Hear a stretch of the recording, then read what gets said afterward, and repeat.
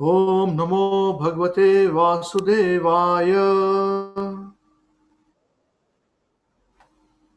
Om Namo Bhagavate Vasudevaya. Om Namo Bhagavate Vasudevaya. Om Ajnana Timirandhasya Jnananjan Salakaya Chakshurunmilitam Yena Tasmai Shri Gurave Namaha.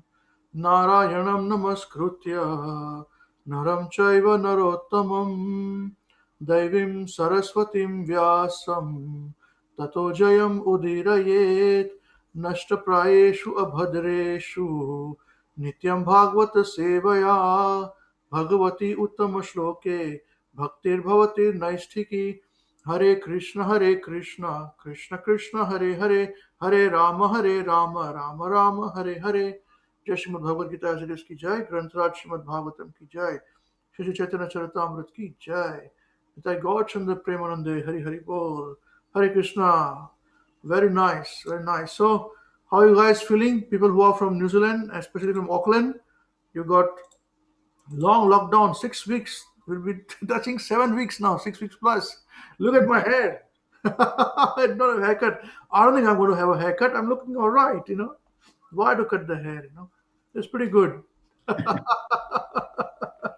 I've got my teenage hairstyle back, you know, with this. Looking young, Prabhuji. Well, look, that's why people they look old, you know. If with my kind of age, all my friends look so old. I look pretty young, you know. So that's the advantage of being Krishna conscious.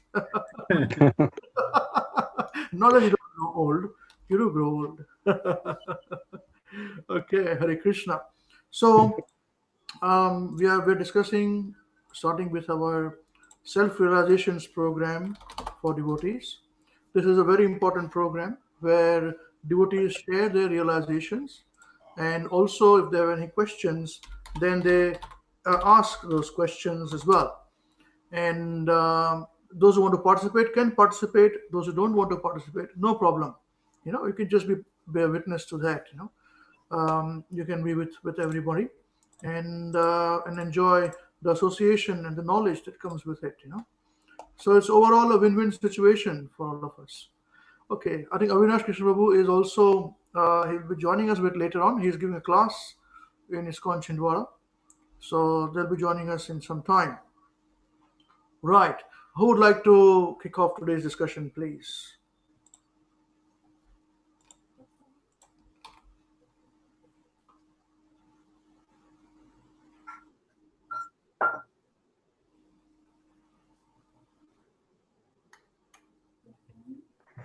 Hare Krishna, Prabhuji. Hare Bol Sanjay Prabhu. I'll share my realization. Yes, you always do. Wonderful. Thank you, Prabhuji. Hare Thank Krishna. you. Thank you for the opportunity, Prabhuji, and organizing this class. The Gurudev Srila And Prabhupada Jai. Thank Ki you. Jai. Hare Krishna, dear devotees. My realization is on the transcendental mellow. We don't keep any dirt in our mind, so we don't presuppose about any living entity. Everything is changing. Once he may behave in some way, next time he may change. We should be very normal and innocent in our behavior with the living entities. His Holiness Mahavishnu Goswami Maharaj. So I realized that we deal with people in our day-to-day life, and people stereotype others, and we all have different upbringings and different conditioning. But we all are living beings, and we change according to situations. If something is dead, that won't change. So in this material world, everything is changing. Change is permanent. Lord Krishna says in Bhagavad-Gita Chapter 2, verse 13, that our body changes from boyhood to youth to old age. And similarly, at the time of death, living entity change the gross body. So as Guru Maharaj said, one may behave in some way, next time he may change. Guru Maharaj was saying in one lecture that we should always point out good things about people, and then good things will magnify and he will change. So yeah, so this is the first part, and the second part that Guru Maharaj said that we should be very normal and innocent in our behavior. What about people are cheating you, and how to deal with those? So I was thinking that, and so I realized that being normal and innocent doesn't mean that we are foolish. Self-preservance is allowed, and if someone has really changed, we can see by his behavior. We must understand hypocrisy. From our part, we should be normal and innocent without hypocrisy. Another meaning I understood is that when we do preaching, then we really understand of these things. We cannot be hypocrite in preaching, and we have to deal with all types of people. Then we have to behave normal. Maharaj showed by his example. His Grace Ambrish Prabhu shared a memory of Guru Maharaj, that Maharaj was scholarly and good at Sanskrit, and someone who learned from Maharaj and discredit him.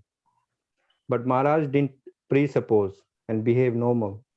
Of course, Maharaj is Mahabhagavat and showing us his example, but we can learn from his example, and that's the mercy of Maharaj, that he always show the practical way how to implement these teachings in our lives. So these transcendental mellows that Amrish Prabhu shared with us, they are really treasure. Like, we read them and we can realize so many things about life. So thank you very much, Prabhuji, for sharing these mellows. And this is my realization. Hare Krishna.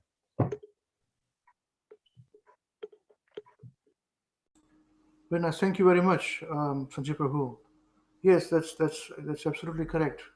I remember first time when I heard this, Maharaj had said this in a Bhagavatam class, and Maharaj said the thing is this, that when the phone call comes, we always see the number, and then pick up the phone. He said that person has worked hard, to call you. So, and then you are scanning like this is no good, So to that extent, we have to be honest. Now, true that in one sense we understand that Maharaj gave this instruction, and Maharaj would, even in the middle of a class, so many times I've witnessed this. In the middle of Bhagavatam class, a disciple or somebody call, and Maharaj takes the calls, and would speak to the disciples there. And at times you have to switch off the phone, switch off the recording for the reason that to use the privacy. At the same time, Maharaj also taught us that we should be very particular about that we should not be cheated. This cheating propensity is there in people. At the same time, we are trying hard to be honest also. At the same time, we make sure that we will not be cheated. So this is very important. Very, very, very important. And yeah, Jai, very nice. Thank you very much. Hare Krishna. Yes, please.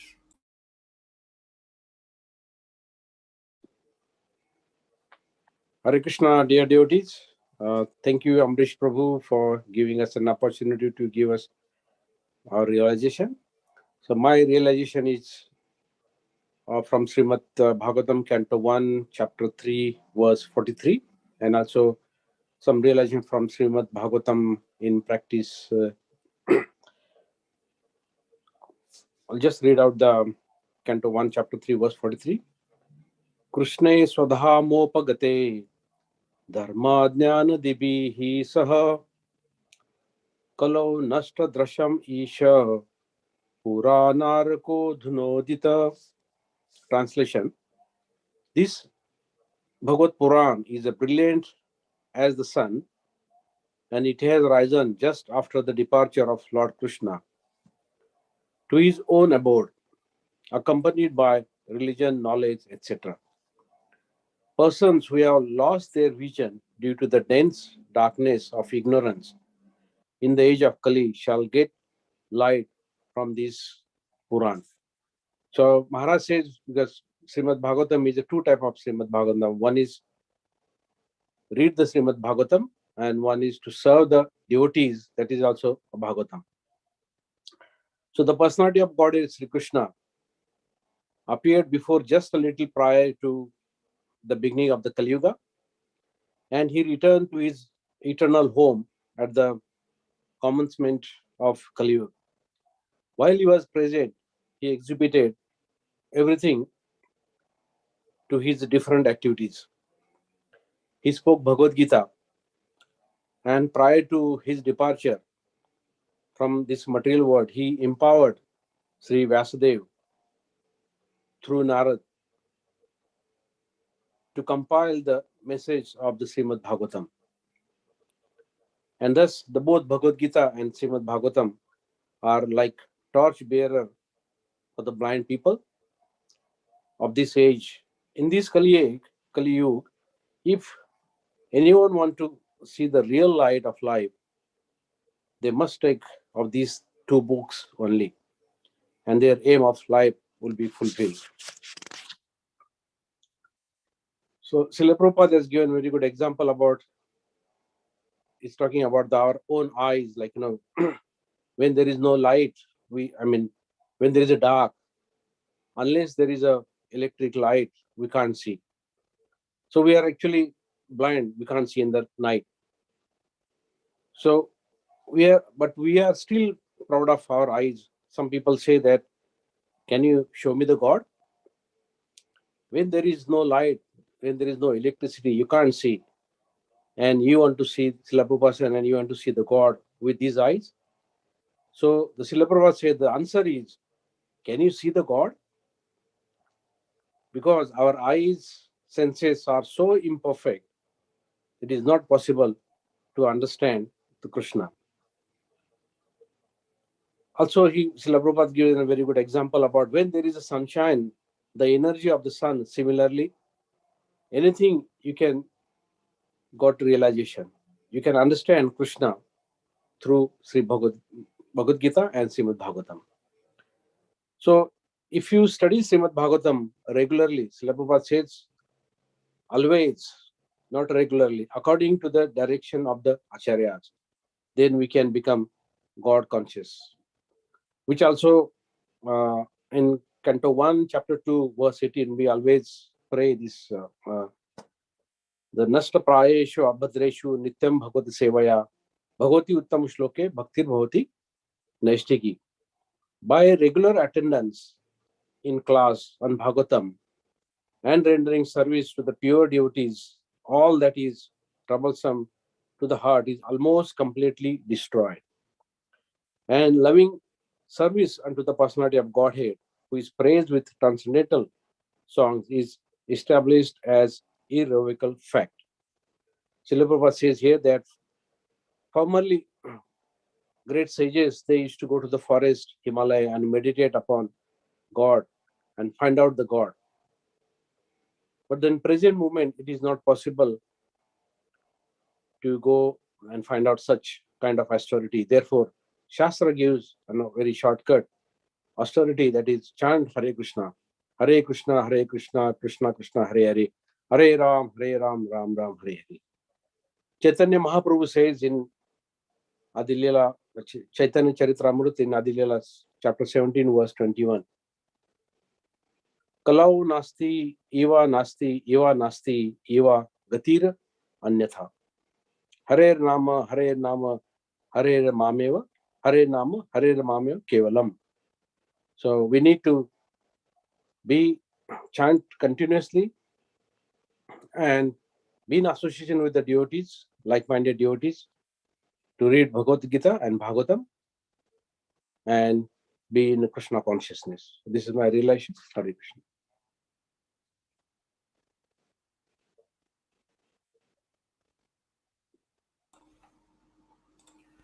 Thank you very much, Sopan Prabhu. Thank you for your nice realizations. Yes. Yes. Anyone else, please? Please continue.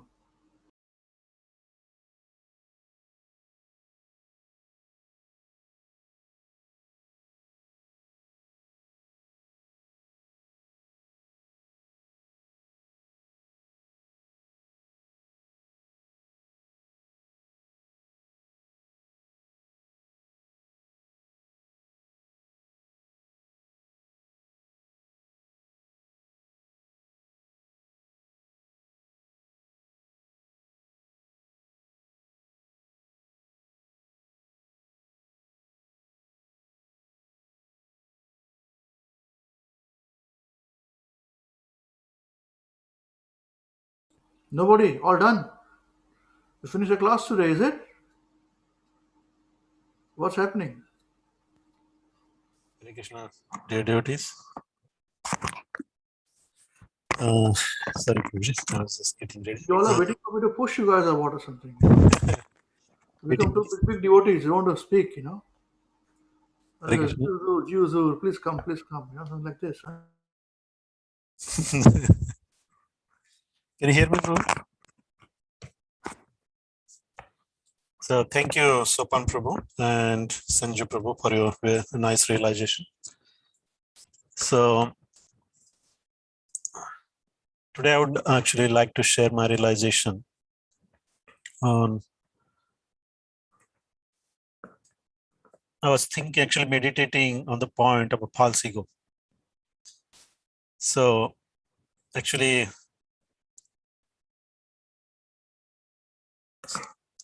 okay.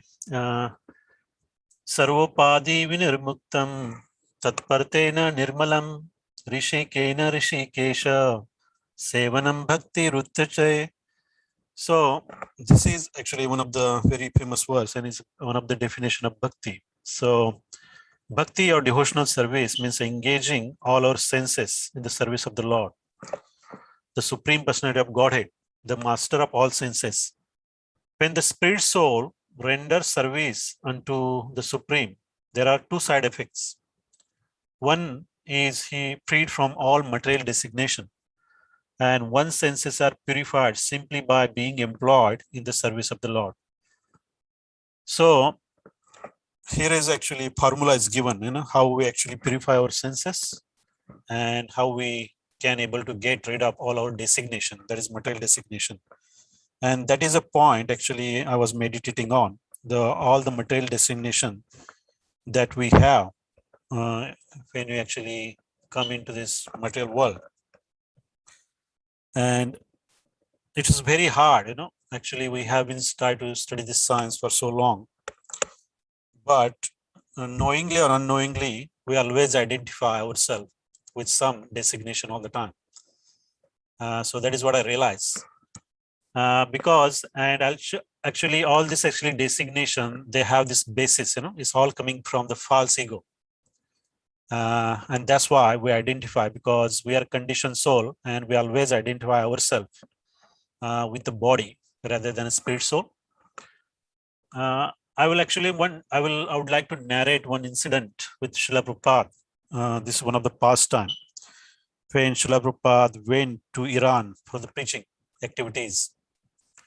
And there are a couple of young Muslim guys, actually, they came to meet Srila Prabhupada. And they were asking questions to Srila Prabhupada, and Srila Prabhupada was answering them.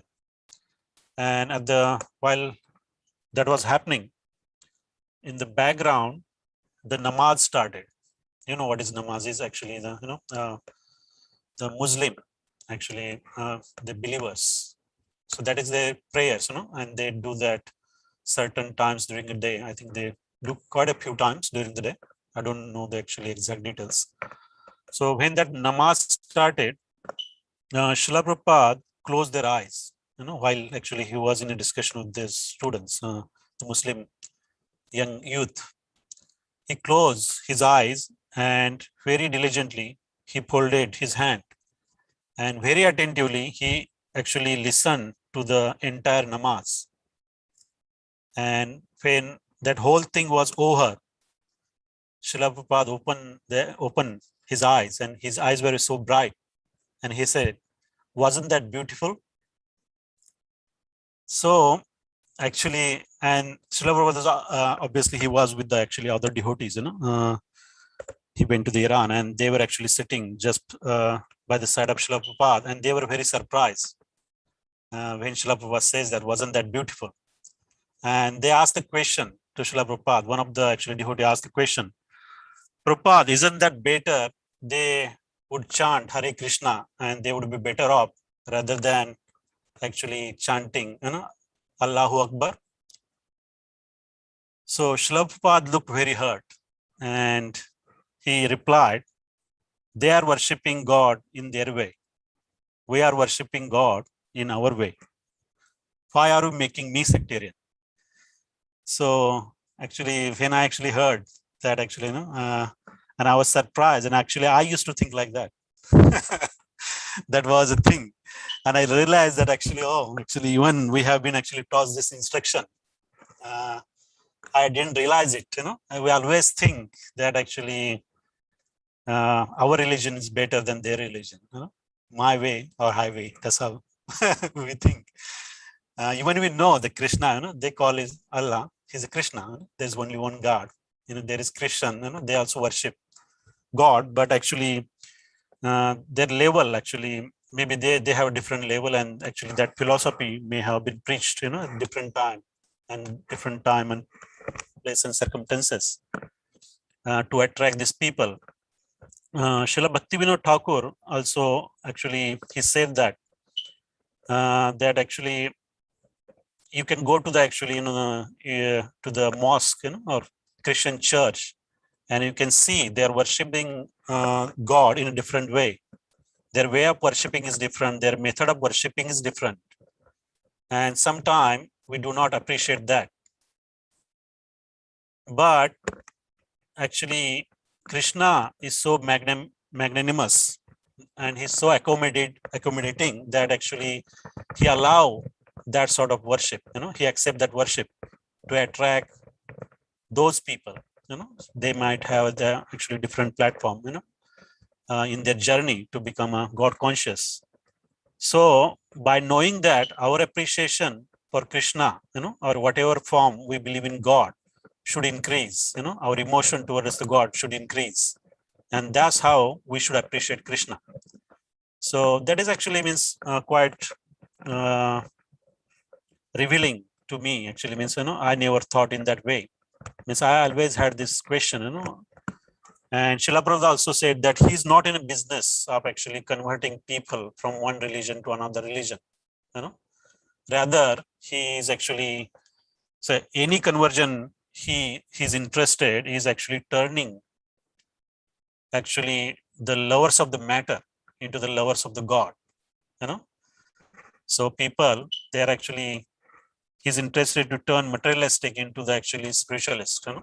That what he's interested in, and it's very important. But the point that I picked up is actually the identification with the body. That's actually means knowingly or unknowingly means I still do it, and we are very judgmental as well. Means that point was actually discussed. That even actually we should not judge. But we are actually by nature we are quite judgmental as being conditioned state.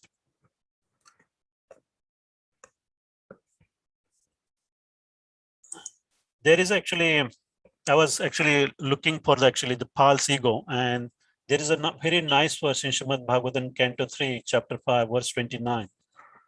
Mahat tattvat vikurvanat aham tattvam vajayata karya karana kartratma bhutendriya mano manaha vaikarikas tejascha tamashashteti aham trida. Srila Prabhupada ki jai. So Mahat Tattva, or the great causal truth, transform into false ego, which is manifested in three phases: cause, effect, and the doer. And all activities are on the mental plane and are based on the material elements, gross senses, and mental speculation. And false ego is represented in three different modes: goodness, passion, and ignorance. So actually, Srila Prabhupada has given a very beautiful purport on this verse. And he actually explained how the false ego actually is coming from, and how that is actually manifesting in in this material world. The actually pure soul, actually who's not contaminated, they actually identify themselves with the true ego. That is actually, they know their constitutional position, and that is as a servant of the God, eternal servitor of the God. And they are actually situated in that pure consciousness, and they always eternally actually live in that bliss and knowledge, and they have nothing to do with this material creation. But we we come into this material world, and we are called nitya bhaddhas, we are actually conditioned, and we always identify with the body. So I will just read here Srila Prabhupada gives the definition of false ego, where Srila Prabhupada says the spirit of false lordship is called false ego, and it is manifested in three modes of material nature. It exists in mental speculation only. So false ego is actually is quite subtle. Actually, it exists in mental speculation, so it pretty much doesn't exist. But we actually falsely actually identify ourselves with the body. Those who are in the mode of goodness think that each and every person is God, and thus they laugh at the pure devotees who try to engage in transcendental loving service of the Lord. Those who are puffed up by the mode of passion try to lord it over the material nature in various ways. Some of them engage in altruistic activities as they were agents appointed to do good to others by mental speculative plans. Such men accept standard ways of mundane altruism, but their plans are made on the basis of false ego. So actually, this statement by Srila Prabhupada means, I thought actually, when I read it, actually means I really understood what altruism is, until now, because the people who are actually engaged, in altruistic activities, they really think that they are doing really great work. But as Prabhupada has very rightly pointed out here, they're actually all their plans are made based on the false ego. So actually, if you tell that to someone who's engaged in these activities, they may not accept that very easily. Only Srila Prabhupada can write like this. It is very revealing. No one can actually think like Srila Prabhupada. Normally people who are actually doing this great, charity work and all that, they are quite honored in the society, and they are actually glorified in various ways. But actually they do not realize, even I didn't realize until this point when I read this, that actually all they are doing, that is actually all coming from their false ego, false proprietorship. So this false ego extends to the limit of becoming one with the Lord. So that is again, the Mayavadi philosophy. Actually, they think they are as good as God, and that's why they want to merge into the Brahma Jyoti. And the last class of egoistic conditioned soul, those are in the mode of ignorance, are misguided by the identification with the gross body, with the self. All activities are centered around the body only. All these persons are given the chance to play with the false egoistic ideas. But at the same time, Lord is kind enough to give them chance to take help of scripture like Bhagavad-Gita and Srimad Bhāgavatam, so they may understand the science of Krishna and thus make their lives successful. The entire material creation, therefore, is meant for the falsely egoistic living entities hovering on the material plane under different illusion in the mode of material nature. So this last sentence, actually, Prabhupada concluded that very nicely, the entire material creation, therefore, is meant for falsely egoistic living entities hovering on a mental plane under different illusions in mode of material nature.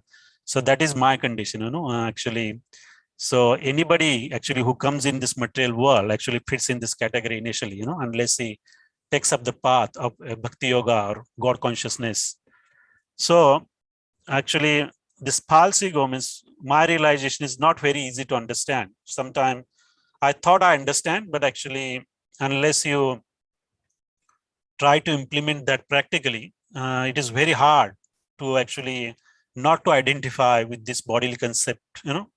We always are identifying ourselves with a job or some designation, relating to family members, and so on. And we are always caught up by that idea. And it's very hard to give up actually this bodily designation. And unless we do that, then actually it also gives us actually, the self-retrospection that where we are in the realization of this philosophy, unless we stop identifying, then I should know that actually I'm not really progressing. So that is actually what I realized, from that beautiful realization from Srila Prabhupada, the past time. Only Srila Prabhupada or, the pure soul can think like that. They are not actually really differentiating, between Muslims, Christians, and Hare Krishnas, they are always interested in how Krishna or God is glorified. Doesn't matter actually in what way, but as we know, actually Bhakti Yoga process is the supreme process, and it's quite easiest process that is given in this Kali Yuga by Chaitanya Mahaprabhu to become a God conscious. So that is what I realized. But actually, the point is actually the identification with the body, I think I have a lot to think about, and actually, I try to realize it as we go. Hare Krishna.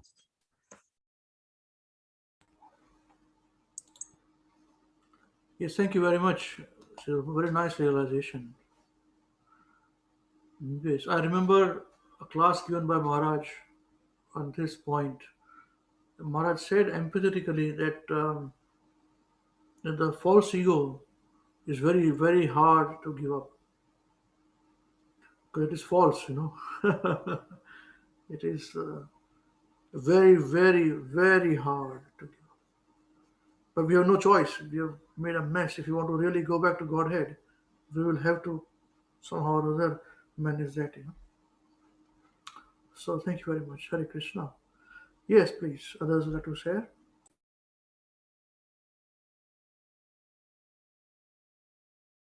Well, I'd just like to say, Srila Prabhu, thank you very much for your nice realization. I was also thinking on the topic of false ego, that we're in when we join Krishna consciousness, we try to avoid having false ego. But in itself, we can also crop up in our own Krishna consciousness as well, which is always that's why, as Amrishwar mentioned, it's very hard. So yeah, I was just I related to that point, about false ego, because even it's almost like facing a very steep climb. So yeah, I just thought I'd add that. Thank you, bro. Thank you, Prabhuji.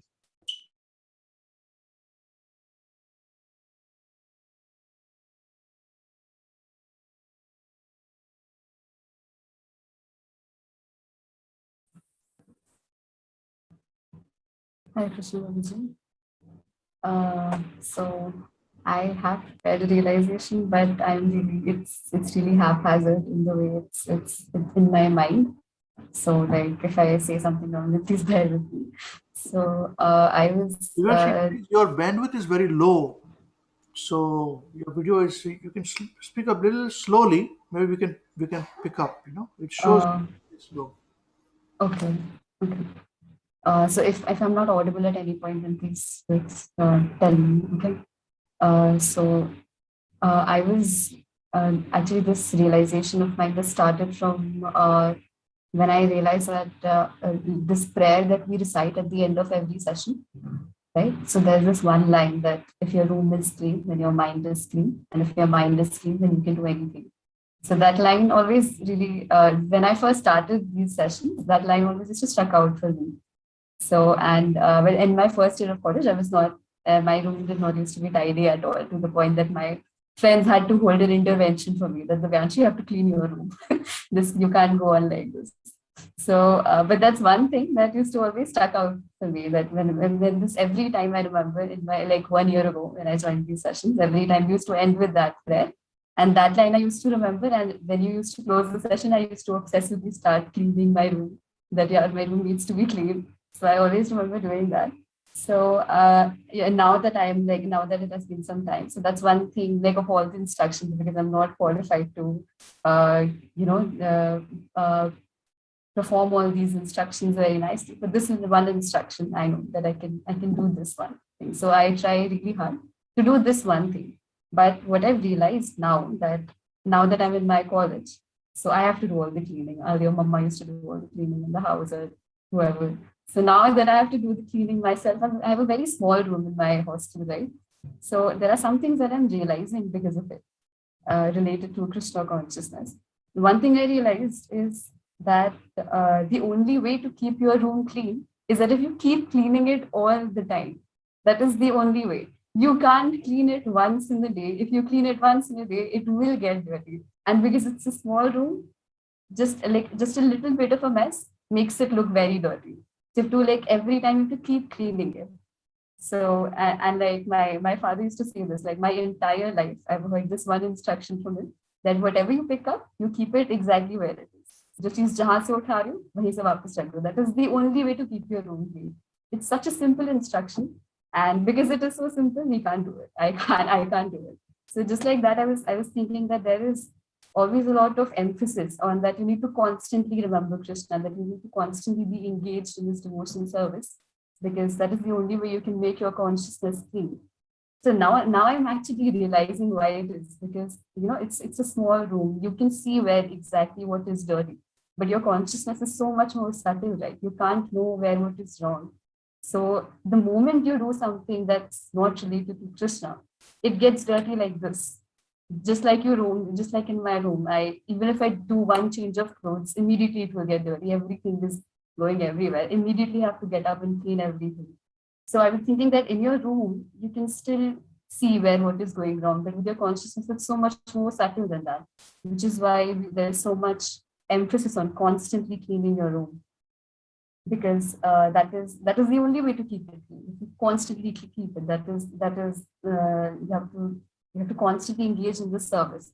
The moment you do something, the moment you get some time, you have to come back to Krishna. You have to come back to the books, right? And that's why I was today itself, I was reading one lecture of Prabhupada that he gave today some years ago. It was on this particular verse that we recite every day before our class starts, the Nashtrapaya Shiva Bhagavatam, Nityam Bhagavata Sevya, Bhagavati Uttama Shloke, Bhakti Bhagavati Nashtaki. So I was reading that lecture, and in that also Prabhupada is dissecting this entire verse into little things, that every little word he dissects, and then for every little word he has so much to say. And so he was talking about this point, that every day you have to keep doing this, and that is the only way to that is the only way to progress in Krishna consciousness. And he was talking about that. And another thing that I really liked about that lecture was just how practical it all is. That he was talking about prayashu, nashtra prayashu or bhadreshu, means that it would almost be clean. Not that it will all be clean, but it will almost be clean. Because as you gradually keep progressing, then it will become cleaner and cleaner with the association of devotees and with the improvement of your chanting. And another thing that I've realized is that we were discussing this point in yesterday's class with Avinash Prabhu, that chanting and following the regulative principles and reading, all these three things are mutually the cause and effect of each other. Because the more you keep doing these three things, the more these three things keep increasing, keep improving in their quality. If you're following the regulative principles, then your quality of chanting definitely does improve. The more you keep reading, the quality of your chanting improves. And as you keep chanting to do these two things of reading and following the regulative principles, these two things become very easy. So all of these three things you have to keep doing. So that's one thing that was really interesting for me. The other thing that I realized is in my room, that I see that the more things I keep outside, the more unnecessary things that lie around in my room, the more difficult it gets to clean that room. Like if all of it keeps accumulating a lot of dust, and then you have to pick everything up and dust under it and everything. So the more unnecessary things I have outside lying in my room, the harder it gets for me to clean it. So just likewise, I was thinking that the more unnecessary engagements we have, the more unnecessary things we have, as Prabhupada calls them, anarthas, the more things like that we have, the more difficult it gets to come back to Krishna consciousness. Because I feel this also, that I chant in the morning, and then when I go out and I spend my entire day in college, the moment I come back, there is this huge load of exhaustion and really dull-mindedness. And I find this a lot of times, that the more there are unnecessary things in my day, the more disturbed my mind gets. So I was thinking in relation to that I was remembering this one quote that I guess Ambrish shared on the group of Mahavishnu Goswami Maharaj, that when he says that we should be satisfied with the minimum, and that minimum should keep decreasing. So that we should try and decrease the unnecessary things in life, and we should restrict our minimum, the amount of things that we need to do, and the amount of things that we can be satisfied in. So that also helps a lot. So yeah, I guess that's my realization. Hare Krishna. Thank you very much, Divyanshi. That's very good. It is very simple but very good instruction. It's mainly for the children, of the Sri Prahlad International School in Rajkot. Mama said you must all do it. So we are all doing it. It's very hard for us to follow as well. Hare Krishna. Can I say something, Prabhuji? While asking, go for it. Thank you, Devanshi Mataji. I think that was very nice realization, especially the first point that you made. Your mind is clean. If your room is clean, your mind is clean. That part actually means when first time I still remember Ambrish Prabhu actually introduced this prayer in our Namata program, and we sang it first time, and Prabhuji said that actually Maharaj mentioned that this is Bhagavatam, and we should sing it during the program. And I wondered, it sounded like very simple prayer, and I say, how come this is Bhagavatam? There's 18 volumes of Bhagavatam, and sometime reading a verse, I feel very confused. And how is actually consolidated in such a simple prayer? But now actually I'm realizing actually that actually cleaning aspect as well. And one of the actually thing that actually really strengthened actually my faith in Krishna consciousness, this actual philosophy, is the practicality of the instructions, especially those transcendental melodies, where Maharaj once called, actually he said that actually if you leave something on a floor, temple floor, and somebody walks in, that is also violence. And that was the first time I heard, how come they call it a violence, and somebody just left something on the floor. And it was very revolutionary, thinking, if you think. And I experienced that myself, when actually my mind really get disturbed, when I see the mess on the floor, I cannot chant, properly. And that's why actually I always try to make sure that everything is clean before I start chanting. And it really improves your quality of chanting. And sometimes I realize, but if you have children, it's very hard to keep it clean for too long, It's always messed up most of the time. As you clean and as you look behind, again, his mess is created. So it's very hard to keep your mind. And some of my friends also tell me that you have the OCD, they call it obsessive compulsive syndrome. And even at my workplace, they tell me that you're too particular, it's not, you get very irritated very easily. I said, no, I think that's how I like it. But then I started then later, I realized, then I actually started going out. Whenever I chant, I go out in the park, and I found it really helpful because, you feel, everything is nice and clean around you, and you can really focus, nobody's disturbing you and all that. But another later, after actually I experienced this, I came across what Ambrish Prabhu mentioned. I think it's Srila Bhakti Siddhanta Saraswati Thakur. I think realization was shared that actually one of the person, he used to come to his Namata program, I think he used to come there, and he used to create a lot of disturbance during program.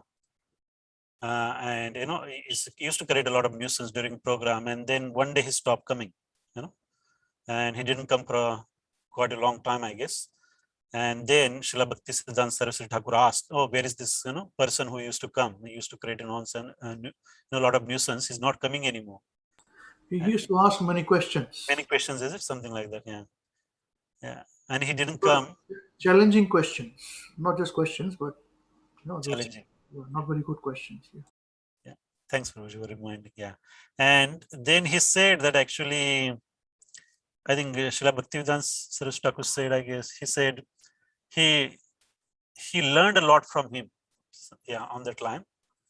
He was actually, he saw him as guru. Actually, he said he was teaching me patience, how to become a patient. So that was really, means I really impressed by this instruction. And actually, to be honest, at my workplace, actually, I try to practice it, and it helped me a lot.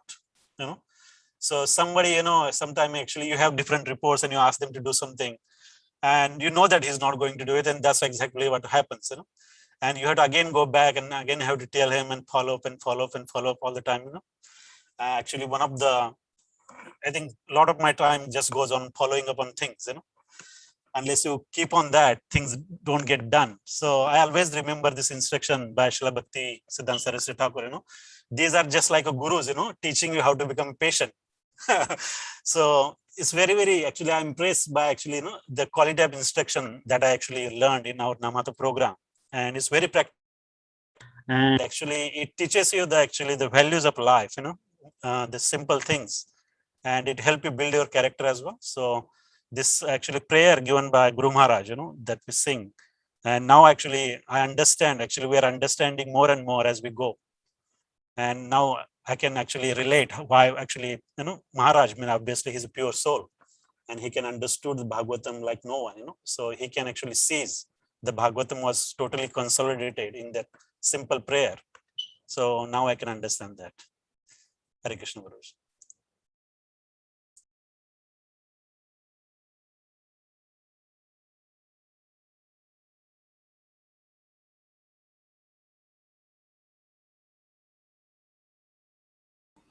Yes, and this prayer is written by a young boy. I told you. I was his disciple. Yeah, adopted by he was abandoned by his parents. Yeah, Hare Krishna. He lives in Alachua, USA. Okay, very nice. Yes, please continue.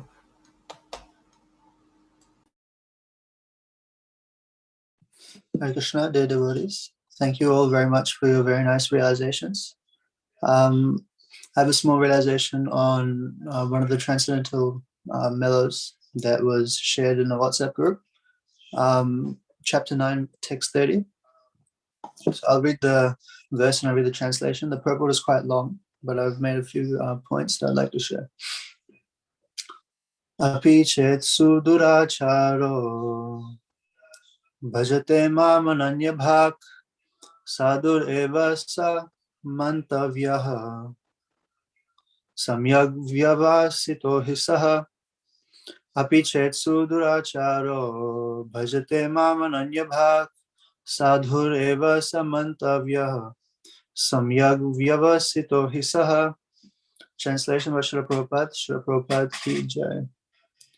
Even if one commits the most abominable actions, if he is engaged in devotional service, he is to be considered saintly because he is properly situated. This is quite a it's a when I first read this I was meditating on it a little bit, and it's quite if you think about it, it's very relevant to a lot of us in any stage of Krishna consciousness that we're in. I can't obviously speak for anyone, but I imagine it is we are all prone to having these tendencies as living in the material world. For the common person getting into Krishna consciousness, everyone is prone to falling down, and obviously falling down is a spectrum. There are different, not everyone falls down in the same way. But I guess the point that I was meditating on was actually how difficult, it is to follow, Krishna consciousness. However, in the same way, how merciful Lord Krishna and Lord Krishna's devotees really are, that they make they make a clear pathway for us to follow, and they allow for these things. It's almost like you're leading someone along the way, and they trip, they stumble, but if they want to come with you, then then they allow for that sort of slip, the occasional slip. But what I was thinking of was that actually, yes, people fall down, but Prabhupada mentions in the purport, if one is situated in Krishna consciousness, if one is engaged in Krishna consciousness, then Lord Krishna pardons them, and in their Lord Krishna as Paramatma in the heart, pardons them, and allows them to continue in Krishna consciousness.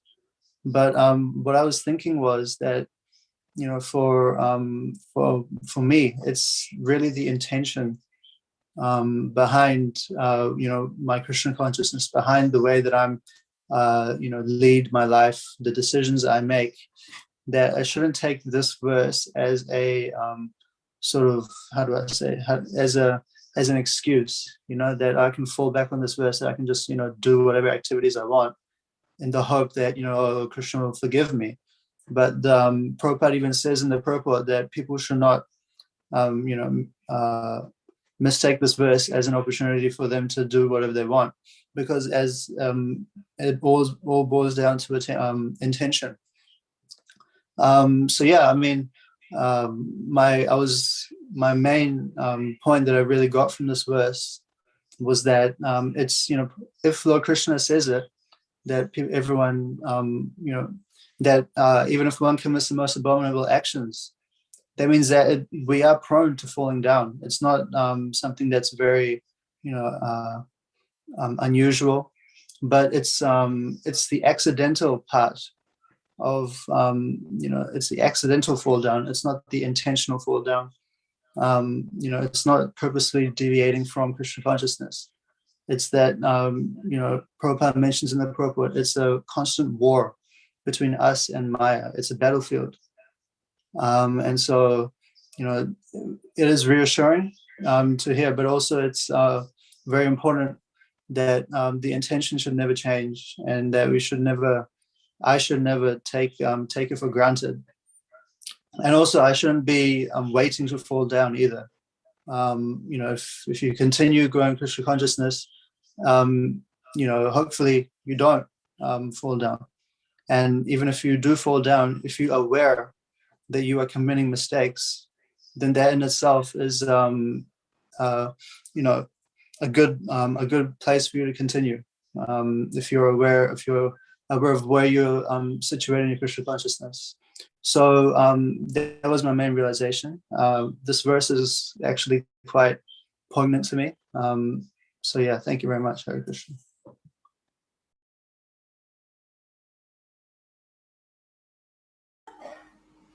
Yes, thank you, Krishnadas.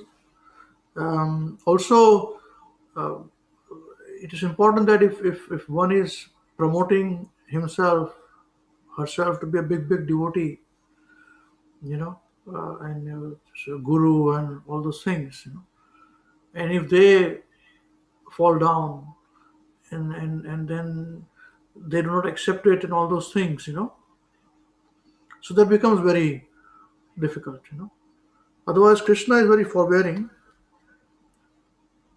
and as long as we are honest to ourselves, there is nothing in this world which is like an end, that's it.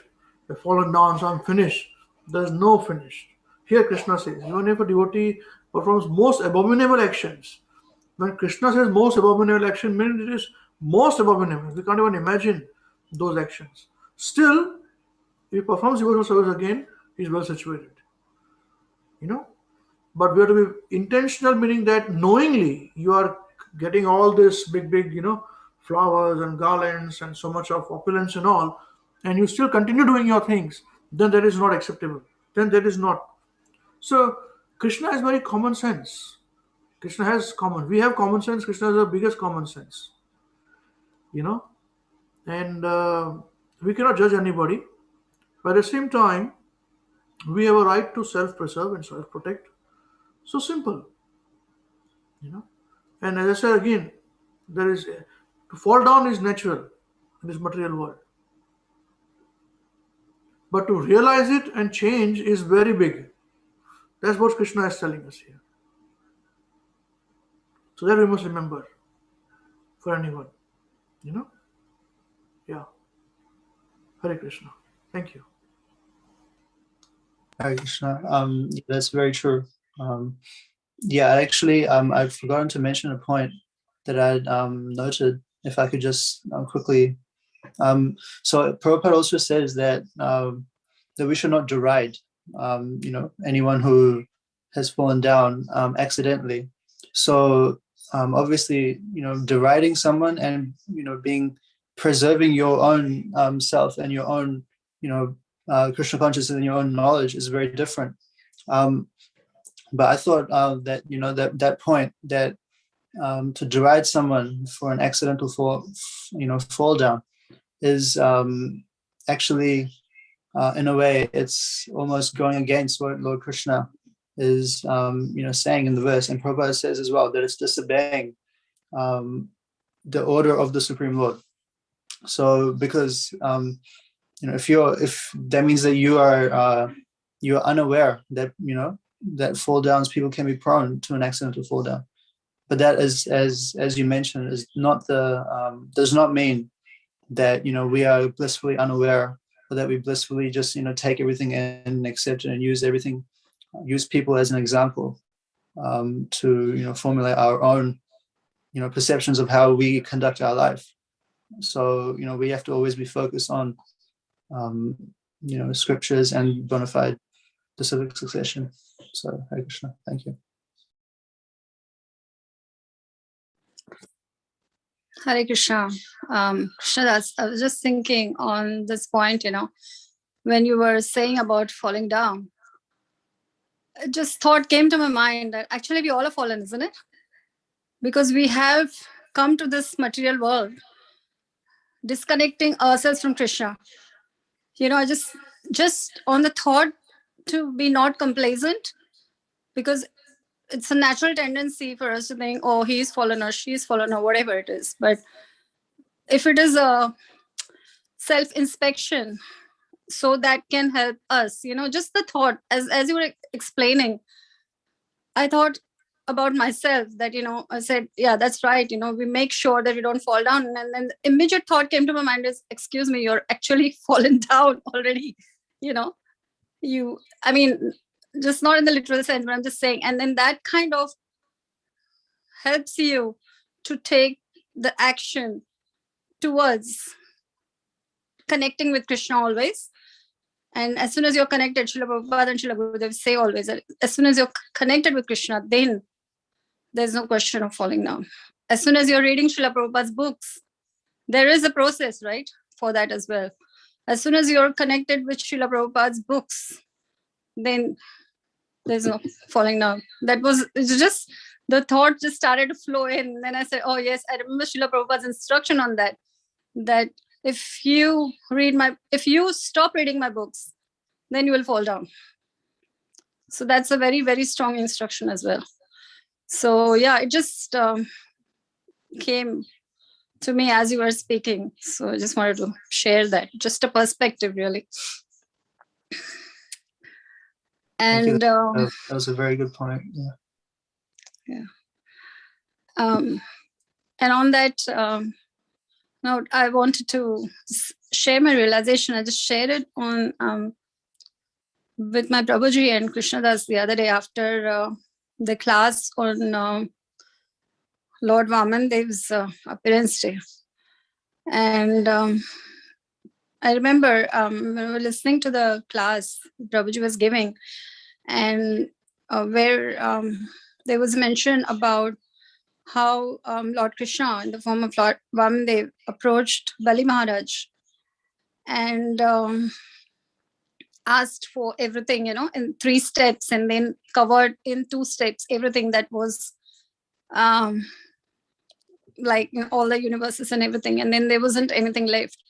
I was just contemplating on that as I was listening to it. And the thought came to my mind that, there are different types of people. Like, so for example, one thing I can say is for all of us here today, the most common thing between all of us is that we are all trying to be Krishna conscious.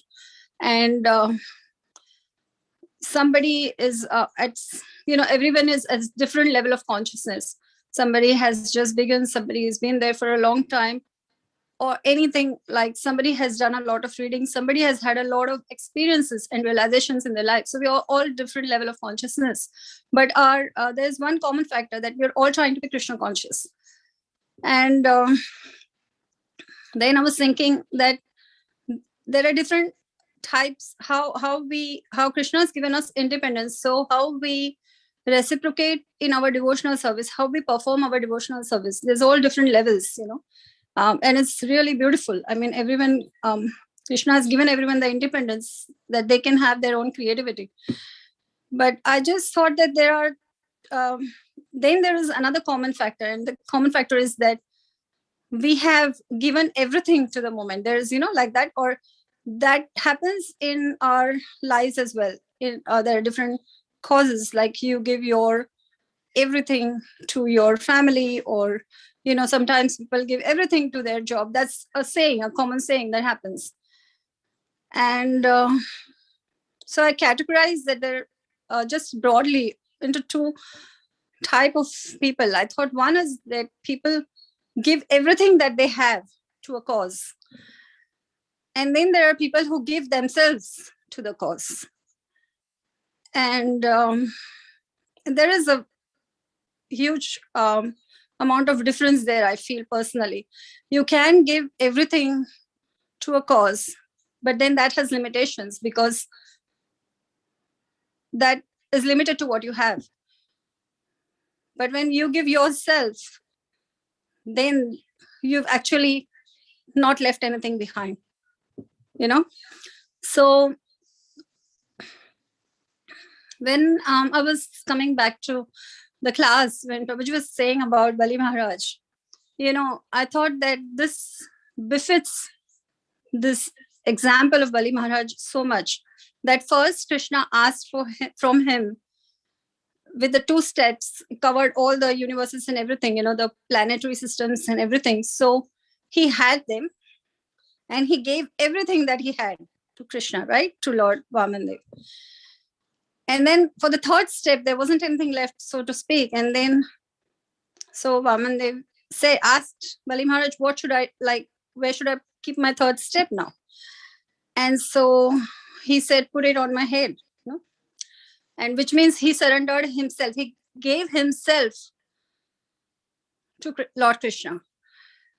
And, I thought that they are very, very rare that the person can give everything that they have, and they can give themselves also to the cause. And Bali Maharaj did it. And then I thought, oh, that's why he's a Mahajan, and that really inspired me. And I thought, well, because we always look up to, the great devotees of Lord Krishna, and what their actions were and how we should behave or act. So that thought came to my mind, that we should aim, somewhere little bit, even 1%, to be like them, or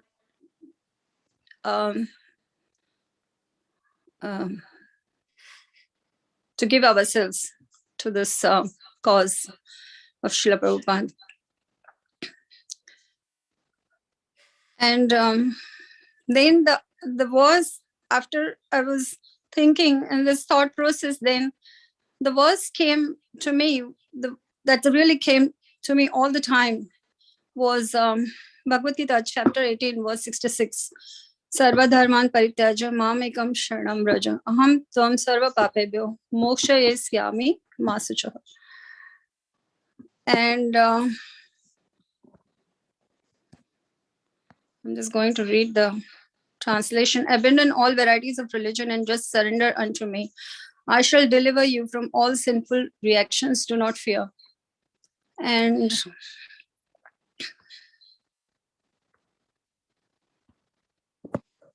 when I was reading the purport, I'll see if I can actually read it.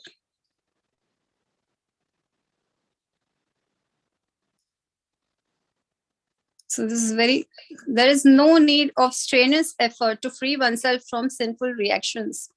One should unhesitantly accept Krishna as the supreme savior of all living entities. With faith and love, one should surrender unto him. So, I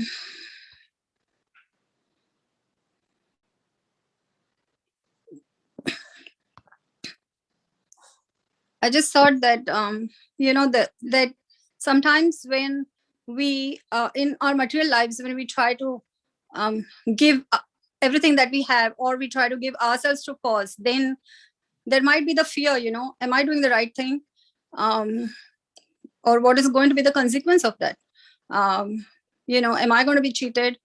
Or we probably even ask for advice from our elders or friends. When we do things, we take decisions in life, such decisions in life. And this is the biggest decision of our life, to follow something like this. And I thought that, we are so fortunate that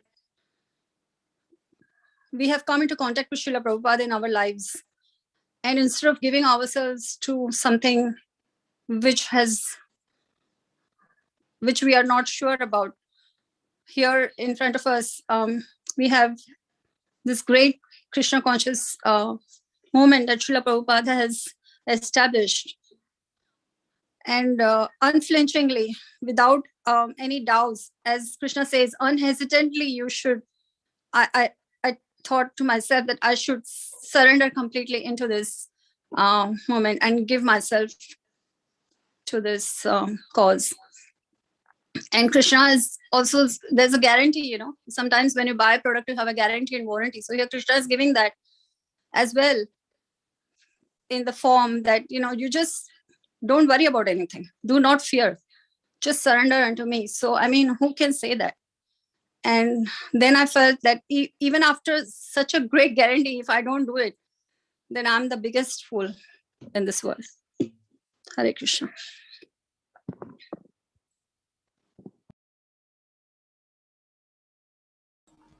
Yes, thank you very much. That's correct. If we don't surrender now, then who will save us? Oh, we've got Avinash Prabhu in action now. Hare Krishna, Prabhuji. Welcome back from Chindwara. At one moment we're in Chindwara, no, second you are in New Zealand. I was always here, Prabhu. Jai Jai. Hare Krishna. Was it all right? Nice to see you. And Mataji. Hare Krishna. Yes, Prabhu. All good, went well, Prabhu. Yeah. Very nice, very nice. Yes, please continue your realizations. Hare Krishna. Who would like to be the next?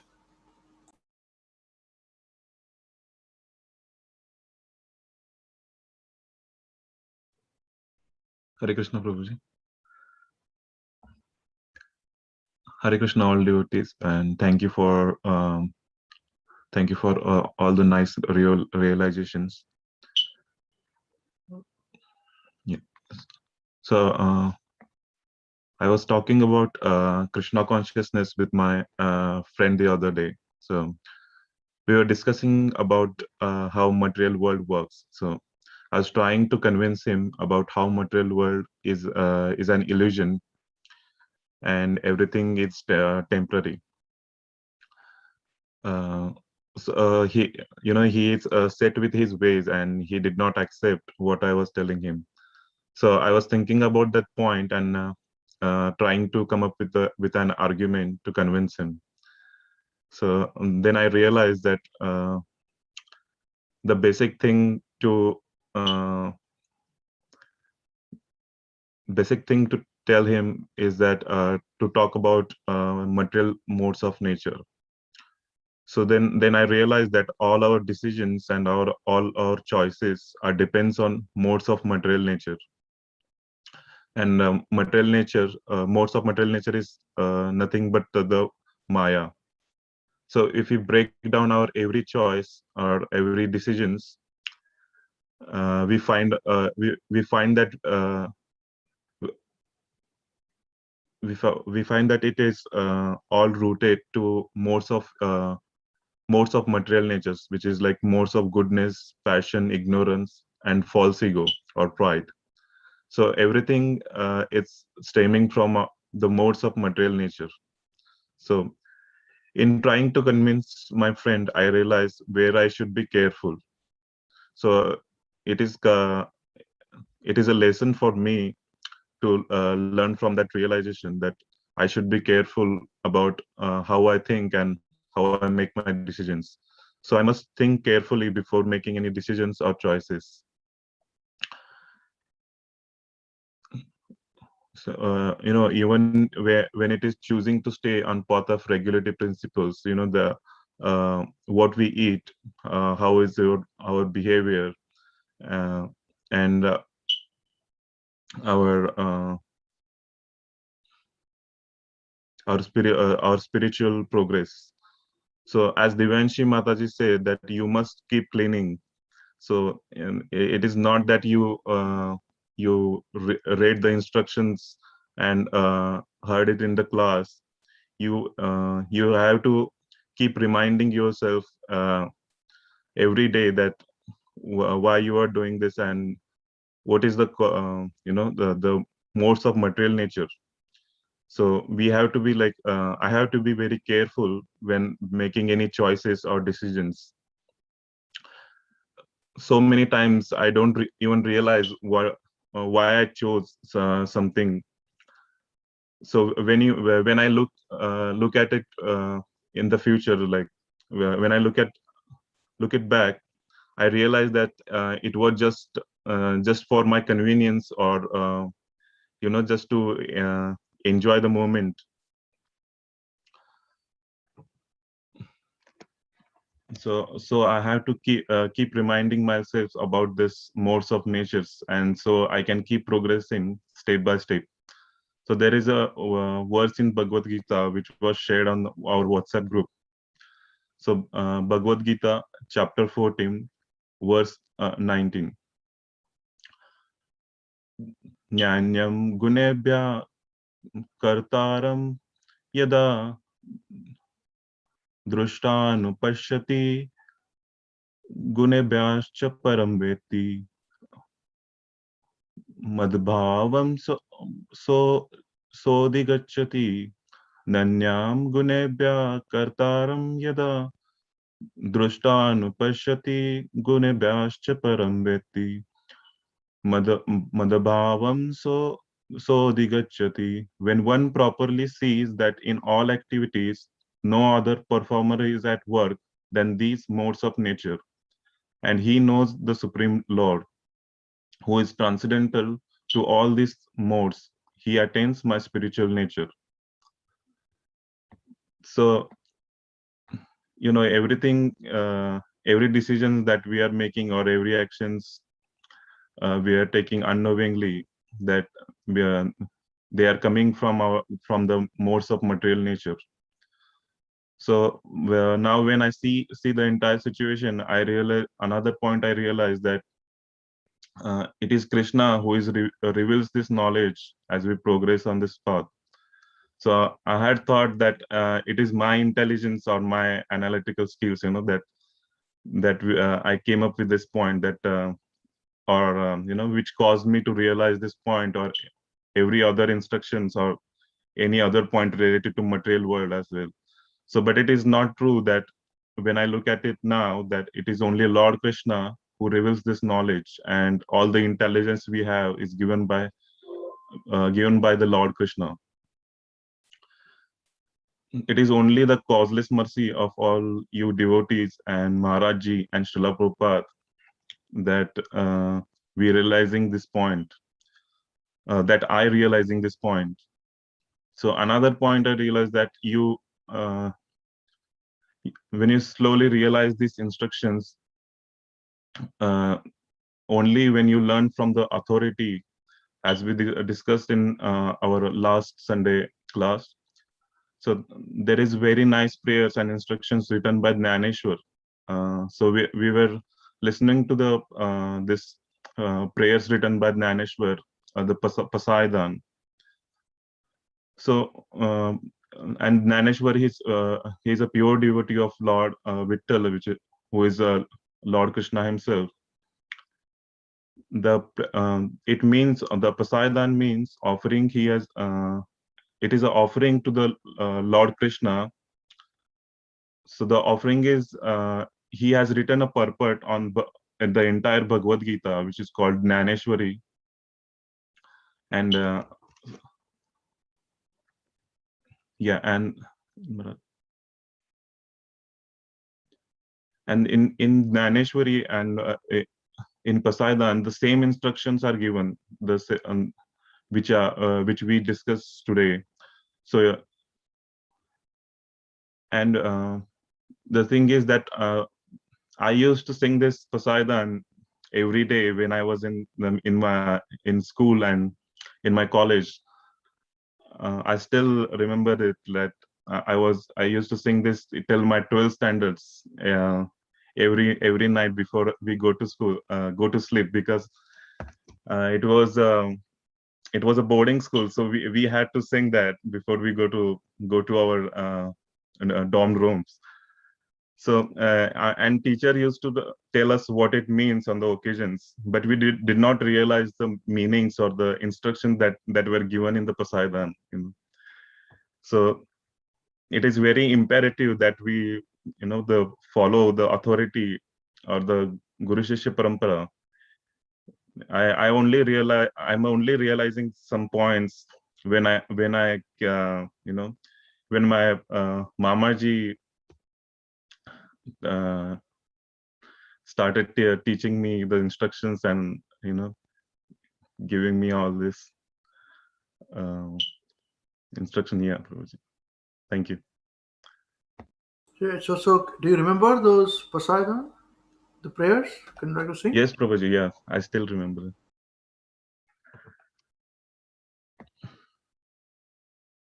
1 second, please. Ata vishwasmake deve ene vagyadne toshave tosho nimaz dhyave pasaya danahe je kalanchi venkati sando taya satkarmi rativado bhuta paraspare paro maitra jivanche duritanche timirzao विश्व स्वधर्म सूर्य पाओ जो जे वांचिल तो ते लाओ प्राणी जात वर्षत सकळ मंडळी ईश्वर निष्ठांची मांदियाळी अनवत भूमंडळी भेट तू भूता चला कल्पतरुंचे आरव चेतना चिंता मनीचे गाव बोलते जे अर्णवा पीयूषांचे चंद्रमेजे अलांछन मार्तंड देता पहीन ते सर्वाही सदा सज्जन सोयरे होतु किंबहुना सर्वसुखी पूर्ण होनी तिनी लोकी बजिदो आदि पुरुषी अखंडित आणि ग्रंथोपजीविये विशेषी लोकीये दृष्ट विजये हो आवेजी एते मने श्री विश्वेश्वराओ आओ इल दान पसाओ एने वरे ज्ञान देव सुखिया जाला Hare Krishna. Hare Krishna. So Sukhiya Zala I understood. Other thing I didn't understand. One becomes happy.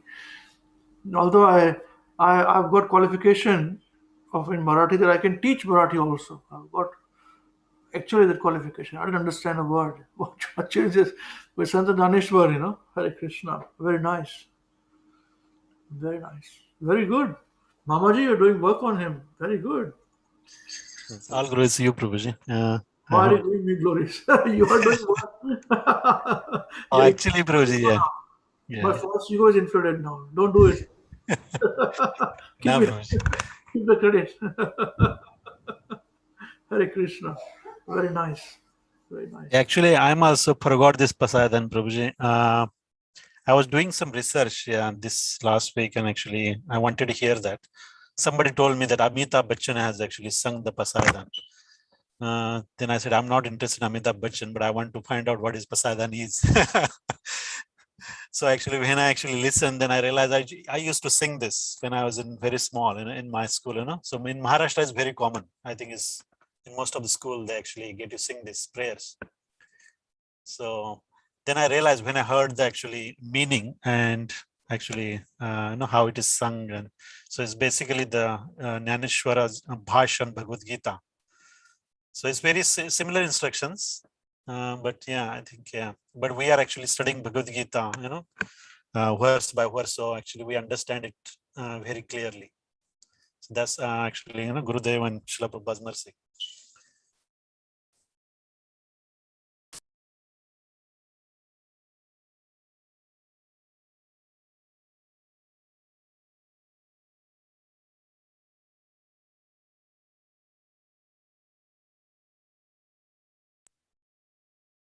You're on mute, Prabhuji, I guess. Oh, sorry. Hare Krishna.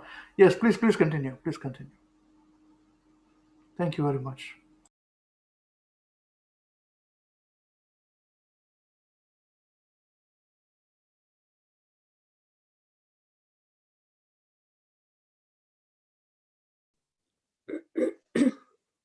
Hare Krishna, dear devotees. Sorry, I joined little late, so I missed some of the realizations of the devotees. So my realization is from one of Srila Gurudev's beautiful transcendental melodies. When we start taking Krishna's name, the first effect is that all anxieties go away, because we know that Isha Vasyam Idam Sarvam. The Supreme Lord controls the entire universe. We cannot do anything on our own. If we realize this, there is complete peace, Shanti. And in this peaceful situation only, we can practice devotional service. At the most, what can we do? Just hold on to his lotus feet. And where there is anxiety or agitation, ashanti, we cannot practice bhakti. Therefore, leave everything to him, and he does everything. So this is a very beautiful quotation by His Holiness Mahavishnu Goswami Maharaj Ji. And what I understood from this quote, that modes of material nature, they will always affect us. Constantly they are affecting us. But if we are firm in our resolution that whatever happens, we are not going to leave Krishna's lotus feet, then we can easily cross any difficulty. As Krishna says in Bhagavad-Gita Chapter 7, verse 14, Devi hi esha gunmayi mamu maya duratyaya mam eva prapadyante maya metam tarantite. Translation by Srila Prabhupada ki jai. This divine energy of mind, consisting of the three modes of material nature, is difficult to overcome. But those who have surrendered unto me can easily cross beyond it. So if Krishna is saying that it's difficult to overcome, so what should we think that is impossible for us? So Srila Prabhupada has explained in the purport that guna also means rope, and we are tightly bound by the rope of illusion. That is why we are called Nitya Baddhas. Only a pure devotee of the Lord can free us up. That's why constant touch of Krishna's name, in the association of pure devotees in the submissive mood is required. With that mood, we get peacefulness. And when peacefulness is there, then we can contemplate on each and every word of Srila Prabhupada's and Srila Gurudev's transcendental mellows. And when we realize it, we can just make our lives very, very peaceful. So there is one more pearl of wisdom from Srila Gurudev I would like to share. Purify your behavior with Krishna's touch. One thing is definite. Whatever be our attitude towards society or anything, in the human form, we cannot neglect the spiritual advancement. Our spiritual advancement comes first. That's why 16 rounds of chanting is a must. If we cannot do it, then we are neglecting our duty. And if we don't do that duty, then all other things are polluted. So in order to purify our behavior, we must have constant touch of Krishna through chanting, reading Bhagavad-Gita, Bhāgavatam, etc. So that's Srila Gurudev, Srila Prabhupada has actually very mercifully reduced the rounds of chanting for us, for 16 at least. So even 16 rounds, sometimes we find it very difficult to finish. But once you try to enjoy the chanting and you are actually constantly remembering about Krishna, then it's really very joyful. And if sometimes happens that somehow the chanting is very rough, then mind is so agitated that you don't feel peace at all. So that's my personal realization. And also because Krishna's name is so purifying and so sublime that it purifies everything. So in the Garuda Puran, there is a shlok which says, Apavitra pavitro va sarvasthanam gatopi va yah smaret pundari kaksham sabhahyabhyantare shuchihi. Whether one is pure or contaminated, and regardless of one's external situation, simply by remembering the lotus-eyed personality of Godhead, one can internally and externally cleanse one's existence. So just remembering Krishna all the time, we can cleanse ourselves. So I always would try to purify myself, although I'm very, very far from it. But if Srila Gurudev, Srila Prabhupada and all devotees' mercy is there, then slowly I would actually advance on the path of devotion. Thank you, Hare Krishna.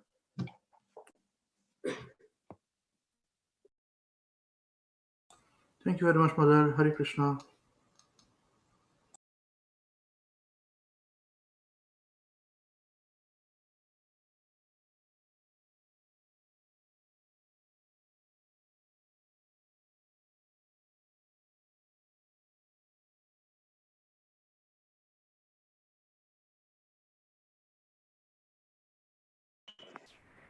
Hare Krishna, dear devotees. Thank you very much, all the devotees, for your nice realization. Today's my realization is about importance of Prasadam. There is Srila Prabhupada, one of the purport in chapter 3, verse 11. In the purport, Srila Prabhupada says that, just read it.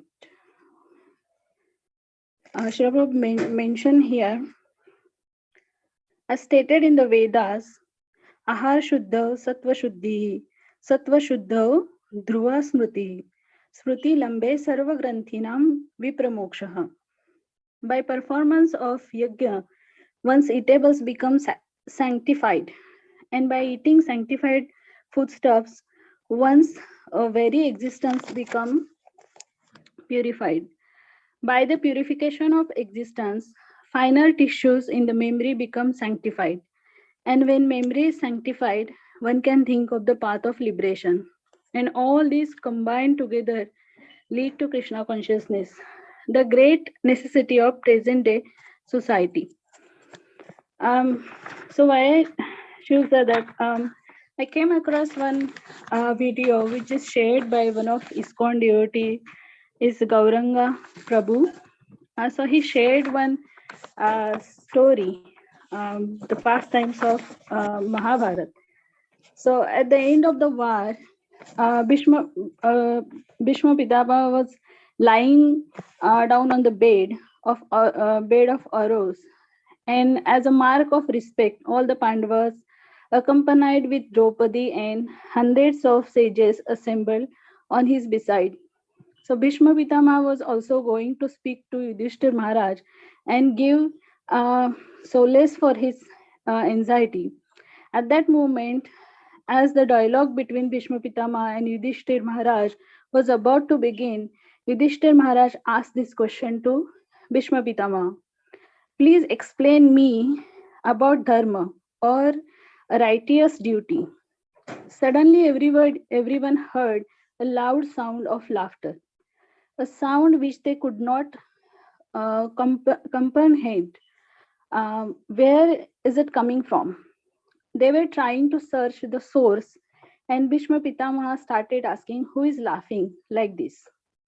At that point, someone said, it is Draupadi.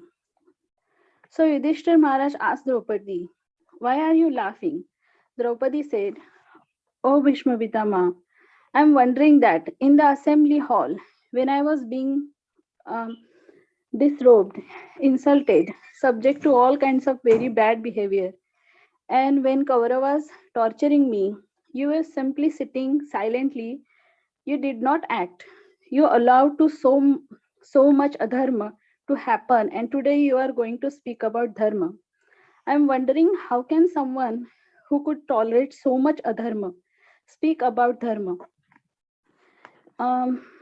Bhishma Pitama said, my dear Draupadi, what you are saying is true, but you should know that when you were being tortured by Kauravas, I was still in the employment of Duryodhana, and I was regularly eating his contaminated food.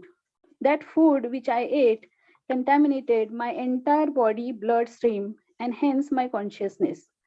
And therefore, although I was seeing that you were being subjected to injustice, I could not speak up. But Draupadi, these hundreds of arrows which have pierced my body have taken away that contaminated blood, and hence I have been purified from that contamination. And so I am in position to actually speak about the dharma now. So when I was thinking about this story, what I realize is Bhishma Pitama is one of the greatest personality. He got affected in this material world. So who am I? So my realization is so it's very important to offer everything to Krishna, and then we honor Prasadam to purify our mind and consciousness, so we can do our devotional service in mode of goodness. So Prasadam is really important to progress in our path of Krishna consciousness. Thank you. This is my realization. Hare Krishna. Thank you, Mother. Hare Krishna. Yes, anyone else have to give a realization?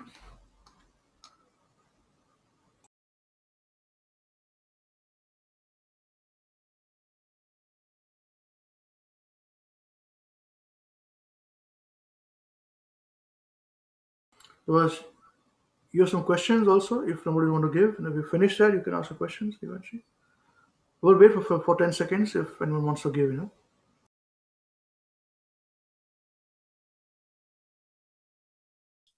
I say a few words, Prabhu?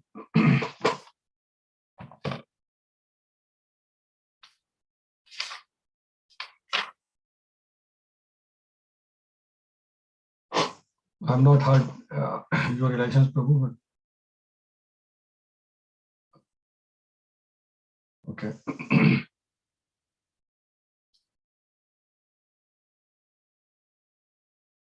My relations are the class which I was giving now. People ask me, and that's where actually we are so relevant, all the scriptural knowledge, what we have got, how much time we spend, and how much we have got to give to actually the society. So with all my humility, the way I took a while to actually get into that class, because it was remotely being done, and addressing the crowd on the Zoom, and they're on TV and all those things. But the question which started coming to me, I emphasized on the point that our group, our Maharaj, has taught us how to practically implement this knowledge. And that's where I realized that I trust heart. And that's the strength we have got. That's the first instruction we get when we start in this program. And Prabhuji, you will not believe that people were not letting me go with question and answer. Initially, they didn't ask when I was giving a class. And all the Mataji started coming in the class. Mataji asking questions. I've got this situation, I've got that situation. And I introduced, I said, I'm hopeless on scriptures. And when Amrish Prabhu comes here, you can verify this knowledge, this information. But one thing is sure, that I understand the concepts. I understand whenever you get confused, stick to basics. And I told them this funda apply not only in material knowledge, in spiritual world also. Whenever you get confused, go back to basics. And the question, we know what questions people ask. People ask, it was first time I was talking to an Indian crowd, and I said, okay, let me share. I never talked about COVID-19. I never talked about environment. I never talked about this not very, very religious thing. So my relation is from this class is that go back to basics. Remain connected to the roots. I don't know how to say in the Sastric language, but remaining connected to the roots is so important. So important. And the other instruction which they liked very much, I don't know how come, was the ABC of Krishna Consciousness, which I've probably learned here only, or maybe somewhere. That A is association, B is books, and she's chanting. I said, as simple as this. And probably, you know what? They want us to come back again. I said, no, I have to go now. And you have got a prasadam time now. You go and have prasadam. So what I'm trying to say, that all of us who are actually engaged in preaching wherever, in whatever capacity we are, bringing this beautiful knowledge, so practical. I find it very practical to give it to the people who need people like us. I touched upon this also that there are so much preaching happening on Bhagavatam and Bhagavad-Gita and this knowledge and that knowledge on YouTube and everywhere. The internet is full. And I feel that is more confusing now. So I said that our Namahat, I didn't use Namahat word, sorry. I used Hare Krishna WECAN, is actually we are in one-on-one preaching. We are not interested in numbers. We are interested in you, in your soul. Because we know that when Mataji started asking question, I said, you are not asking question based on the class I have given. You are asking a question that what I do now, what should I do in this situation, and what should I, this is where preaching comes to actually to the personal level. So please stick to your mentors, to people who are there in the center, and remain connected to them. And they were asking me that how do we connect them, and how do we actually I don't know. The Indian context is probably absolutely different. Or Divyanshi probably will relate to this. So how do I relate to this devotee? I'm 70 kilometers away from him. I said, okay. So yeah, so that was very important conversation. But my relation from that class is that we have got lot of potential in our group. As Amrish Prabhu will say, we are Apple, we are not Microsoft. And that's what it is. That's what it is. And I said, I'm hopeless on the scriptures. I'm hopeless on reciting verses, but I'm very clear on concepts. I know who Krishna is, and I know what to do and what not to do. I'm 200% clear. So that's so much in my mind. I wanted to recite some verses probably, but I leave like this probably because, yeah, and we can share more when we actually have some discussion. Thank you very much. Hare Krishna. Yes, Hare Krishna. Very nice. Very nice. Thank you very much. And that ABC is Maharaj's concept. Maharaj said, ABC. So, very nice service you are doing. And reaching different communities. And yeah, there are many people who do very nice programs, nice realizations. All good for them. As I said, we have one specialty. And the Prabhupada writes in the purpose of Srimad Bhāgavatam that a Vaishnava is a person, the need for preaching is so important. Prabhupada would say that you study it and you preach. Don't wait for your realization when you become big sadhu, you got two horns up and then you give your realization. Don't wait for that day. There is a need for you study and you preach. So that's what we're doing. And Prabhupada would say this to a small girl, 5-year-old girl. She would go and tell everybody, Saraswati, Shyamsundar Prabhu and Malti Mataji's daughter. She would go and hold people's hand. She was very tiny and say, you know something? You know what? Who is Krishna? You know who's Krishna? He's a supreme personality of Godhead. That's what she would say, a 5-year-old child, to everybody, And Prabhupada says, just see, this child is reproducing what she has heard. This is preaching. And don't wait for your big realizations and all. Just do it. So that's what we do. Very nice.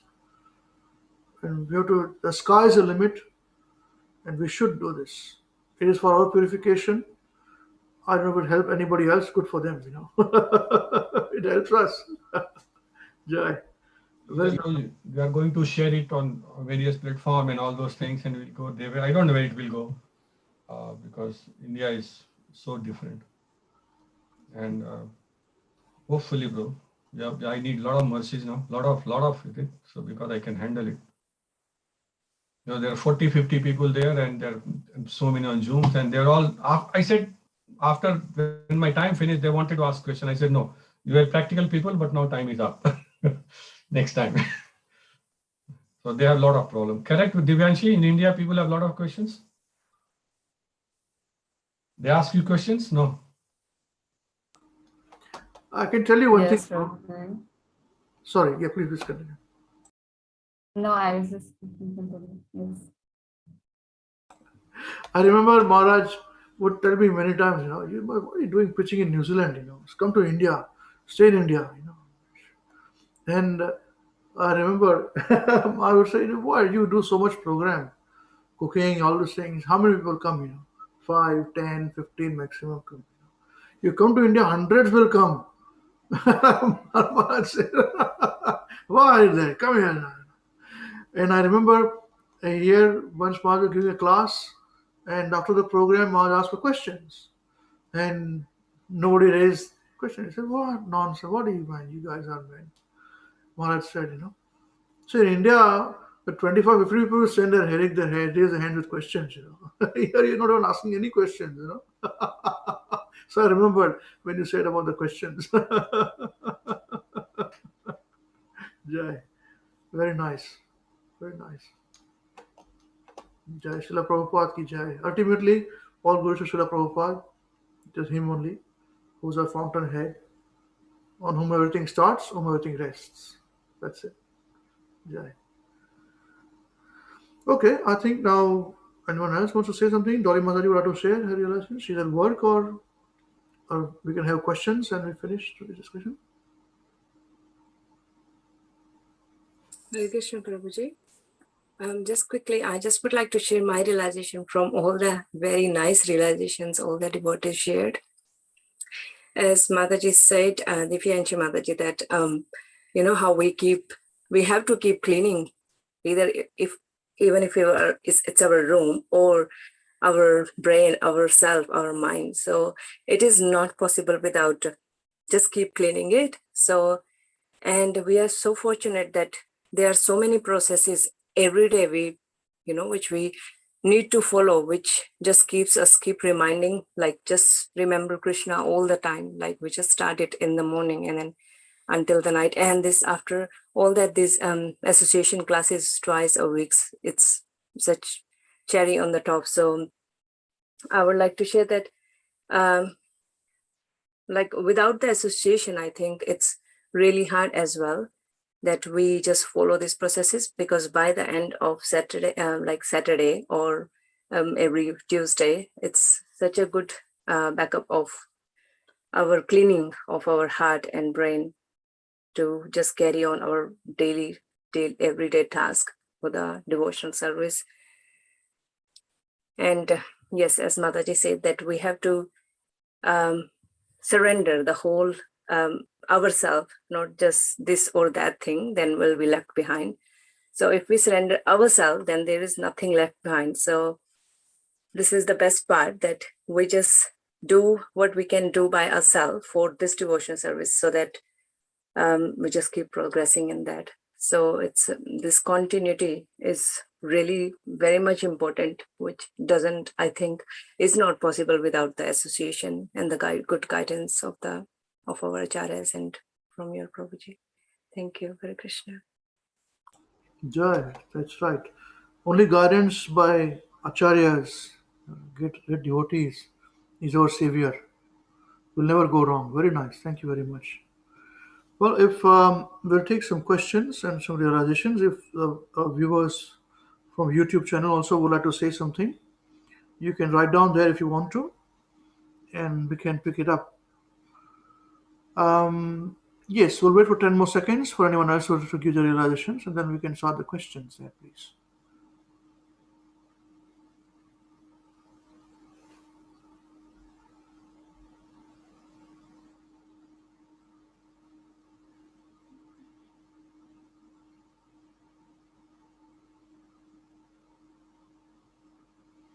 Okay, I think Divyanshi, you have some questions. Let's start with you. Yes, Prabhuji. So I actually sent you 3 questions. I remember that I got the answer to one of them in the task that we had last week. That I asked you that the symptom of a good devotee is that he sees everyone equally. But since I'm a neophyte, so in my practical lifetimes, I have to try and gauge which person is worth associating with, and what should I do, and how should I spend my time. So this is how I sometimes need to kind of discriminate between people or things. So how can I apply this instruction in my life? So the answer that I got from this last week was that this discrimination is okay as long as it's still the extent of self-preservation and not to harm another living entity. Am I right? Or is there something else? Yeah. So another question that I had to ask is that I wanted to ask this on Srila Prabhupada's Parents' Day, that I read this somewhere that Chaitanya Mahaprabhu had recommended not to take sannyas in this age. So then what is the reason that Prabhupada chose to do this?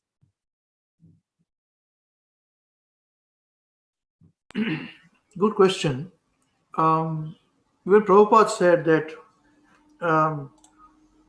in this age, in Kali Yuga, sannyas is not very recommended, and Prabhupada said what we should understand is this, that Srila Prabhupada were starting a movement from scratch. And Prabhupada was starting this movement to people who have no idea about Krishna, about brahmachari, vanaprastha, grihastha, sannyas. Many Indians don't know about this anyways. It's alien for them. So Westerners, it was completely alien. So Srila Prabhupada had to actually practically show, okay, now here we've got people who are joining us, the brahmacharis, celibate, they wear a particular dress, they have particular rules and regulations. Then the marriage is grihastha, how it is to be done. Then vanaprastha, and then sannyas. So that's why Prabhupada gave sannyas to the disciples. Even now also sannyas is given to many devotees, they accept sannyas. But it's not very widespread for sannyas to give up, to renounce everything. Unless one is very qualified, one should accept sannyas.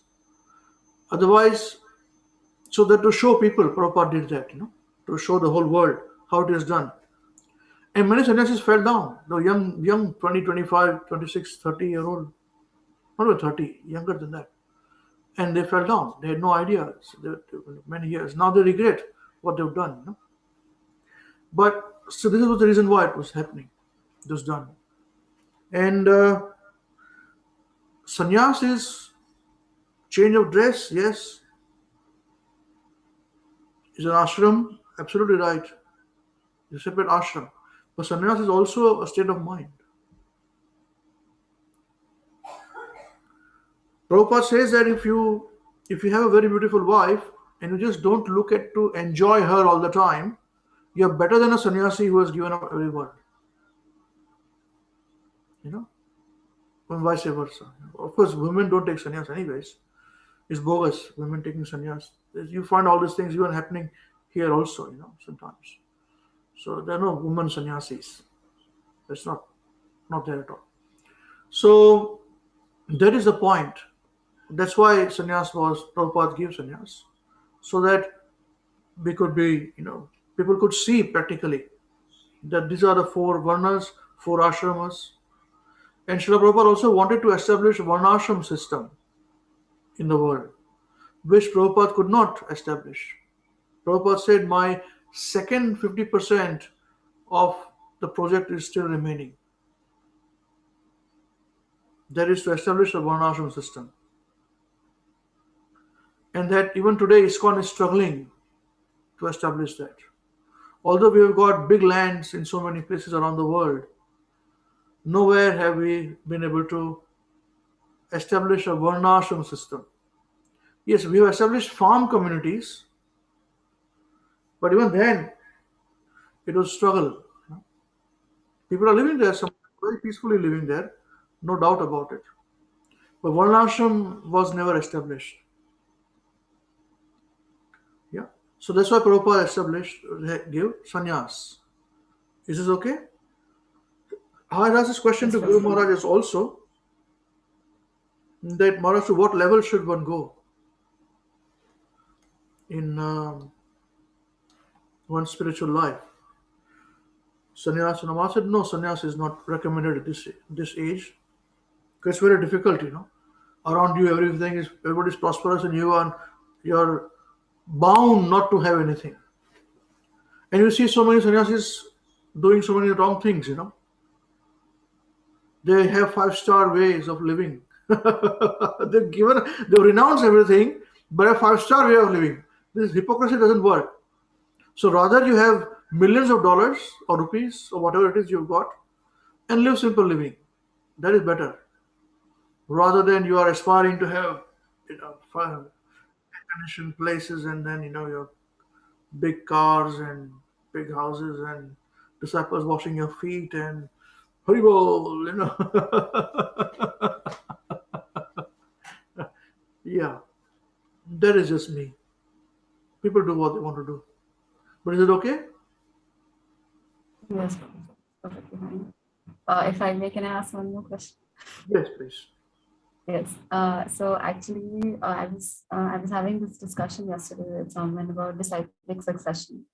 So, basically, they have put under question the authority of the disciplic succession, because they said that if one person is teaching to 5 other people, So suppose one person misinterprets this or like tries to kind of put their own twist and turn into it, and then this person goes on. Like so, it's so like basically their point was that it's very easy for the disciplic succession to be corrupted because you're relying on such a long chain of people to interpret what their spiritual master has said perfectly, and then also teaching it perfectly. So how do you have that like how do you have that faith that what you're being taught is bona fide and it from the very starting of the disciplic succession, it's in line with what is being taught by Krishna? Because as we know that especially in India, there are so many interpretations of Bhagavad-Gita and everything. So there are so how do you know that what this disciplic line of disciplic succession is teaching is bona fide? How do you have that faith? So your friends asked this question to you? Yes. So are they interested in Krishna consciousness? Or there's actually, they're arguing for yeah, I think I think he was arguing. Actually I just very recently kind of told this person about it. So that this was probably in the line of questioning, but I'm not sure the motivation behind asking these questions. Because the discipline. So what answer did you give the person? Actually, the conversation got broken in the middle, and we had this conversation yesterday only. So what I was telling him that I actually asked him this question before as well. So then at that time you told me that we have literature of people of the gurus in the of our acharyas, and like if you read that and if you read this, then you can see that it's perfectly aligned together. But their question was that even before that there must have been some succession, like you're saying. What nonsense is that? What is before that? How do you know before that? Just ask you, what argument is that? Bhagavad Gita. Sorry, Guruji? Bhagavad Gita is spoken by Krishna. And what is Krishna saying is what is the Guru is saying, Parampara is saying. Now, if I twist it, if Krishna says that this is a good conversation, it's a very good conversation, no doubt about it. It can be intelligent conversation also. So you go back and tell them that just like if Krishna is saying, Aham Sarvasya Prabhavo, chapter 10, there are 4 Chatushlokis, 8, 9, 10, 11.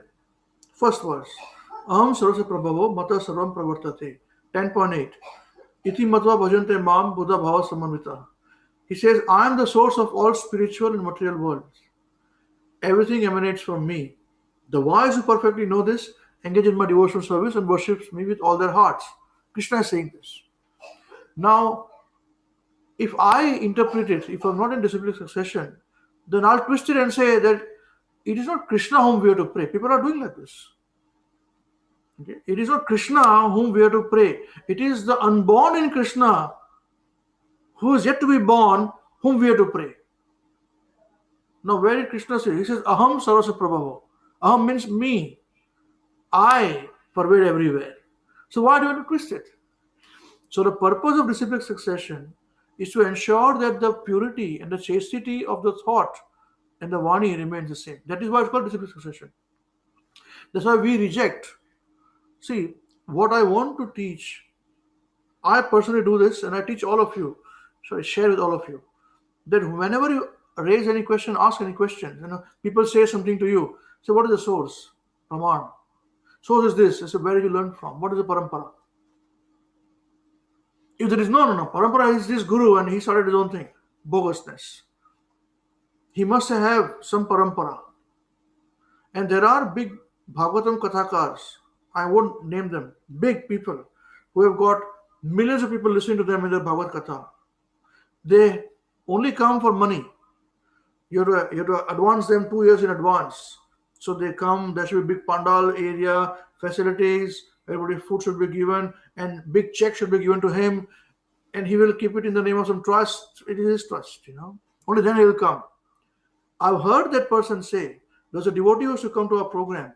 He would say, Prabhuji, because his brother used to invite these big people, So he would say, why is the need for parampara? That big bogus, this guy would say this. You read and you realize and you speak. So this is what they promote. Bogusness. You see? So there is no chastity. And one can, I have asked this question. He's a big sannyasi, he's a big saint. So which parampara? Can you please tell me? Oh, politely. He said, this is the parampara. Oh, which sampradaya? Oh, Nimbak sampradaya. Oh, yes, okay. It's fine. So many of you would have gone to Vrindavan, and there'll be Haridas, very big saintly person. The Nimbak sampradaya. Very few people know this. They don't ask this question. I ask them. You see? So then what happens is parampara, meaning that you will find what we speak, and we say you also read the same thing. You see, if a preacher makes a leader makes other leaders, you always say this, am I right? Whereas if somebody wants to have name and fame, he will not make leaders. He will not say you must read and come, because then his value goes down. He is very well equipped to speak, and he will practice this for 1 month. You don't know how it works out. They've got people who are musicians with them. I get messages. Prabhuji, I'm a musician from Vrindavan. I do Bhagavad and all this Bhagavad Katha. I play musician. You call me, I'll come. When you give your kathas, I'll stand there. All this. You see this. There is a musician band side, so they sing and they are all singing and all. Even when you're speaking, there's music going on. This is all big. There's nothing. If you speak, music going on is okay, but you have got musicians in it and all this, first class. None of them would say that you rascals are sitting here, all of you, 1 million of you. Why don't you read this verse yourself? What I'm studying, you can study too. This is parampara. You understand this point? Parampara means transparency. How do you know it is not been twisted? Yes, you will know when a person says, what I'm studying, you can also do the same thing. Prabhupada did this. Prabhupada said, you can become like me. The difference is, I'm sincere on a rascal, you are not sincere. That's the only reference, nothing else. So, a preacher has to be very honest. And Prabhupada emphasized about the parampara very much. That's why Bhagavad Gita is written as it is. It was as spoken by Krishna, exactly understood by Arjuna, as it is, not changed anything. So what happens is this, that if I want to preach something and I twist something, you can easily pick up, oh, this guy is bogus, he's changing things. You see, this is parampara. So purity of thought and chastity of knowledge is very, very, very important. There is only a parampara. And the parampara is also not that somebody starts parampara. Parampara are designated. There is parampara started by Lord Shiva, Rudra Sampradaya, Vaishnava Sampradayas are 4. Rudra Sampradaya, Shri Sampradaya by Goddess of Fortune, Kumar Sampradaya by the Kumar, Sanat Kumar brothers, and the Brahma Sampradaya, which is us. You cannot have the 5th Sampradaya. You cannot invent some Sampradaya. Okay, are these 4. Now we are specialized of Brahma, we are Gaudiya, but Brahma, Madhva, Gaudiya, Vaishnava Sampradaya. We are connected to Lord Brahma through Madhvacharya. So Madhvacharya is our connecting link. Okay, so this is the purpose of Sampradaya. If there's any 5th, it's not a bona fide. Is this okay? You understand this point? Yes, Prabhuji. Yeah, so it's very good. You have these questions and you'll be challenged all the time by people. And there's a typical question when somebody is just challenged for the sake of it. How do you know it's wrong? How do you know? Yeah. How do you know? This is how it is. I've had people to say, no, you show me what Krishna has spoken, that Bhagavad Gita, only then I'll believe. I said, don't believe. Why do you want me to force you? Don't believe. One person very close to me said this. No. You show me that original Bhagavad Gita, which has been spoken original. Where is it? I said, have you tried to search for it? So no. Then why are you asking me to search for it? If it is so important to you, you search. Bogus arguments, you know. But we should be equipped. That's a very good point. But you understand this point? Yeah. Yes, Prabhuji. And there is a reason why we always ask all of you to say, why don't you read?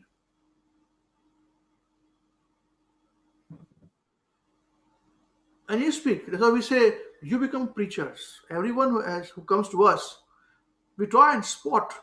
This is my particular personal ambition. The try and everyone can be preaching. Spot there are good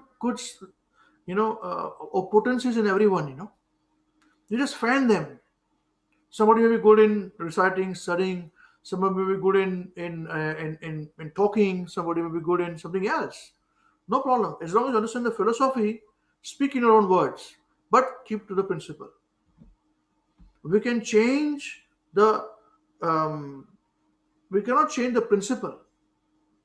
We can give examples according to time, place, and circumstances. But the principle remains the same. That is very, very important. Yeah? Yes. Is this okay? So good. You must go back to her and say, this is the point. Now, what is the next objection? You say, if I solve all your objections, then you must become devotee. Chant 16 rounds. Or chant 1 round at least. If the person says, okay, then you can give it for that. I said, no, then why are you arguing just for the sake of it, man? A crow keeps on cawing all the time, man. So tell this. I found his answer for you. Here's an answer. Any other questions you got? No, Prabhu. And one more addition, and then ask them to come to this class. Easy. But good. These things are very good for our own self. It's very good for our own self. So it's very nice. Very nice. Good questions. Any other thing? Any other questions? Prabhu, Hare Krishna. Won't we say everything has a succession in this world anyway? All the knowledge that we gain, material knowledge, etc., has a succession? That's right. In a material terms, that's correct. I was thinking about this point, but I was objecting to speak it. But as you raised it, I can show this. For example, your example. Yeah? So this person is studying with you in the same university?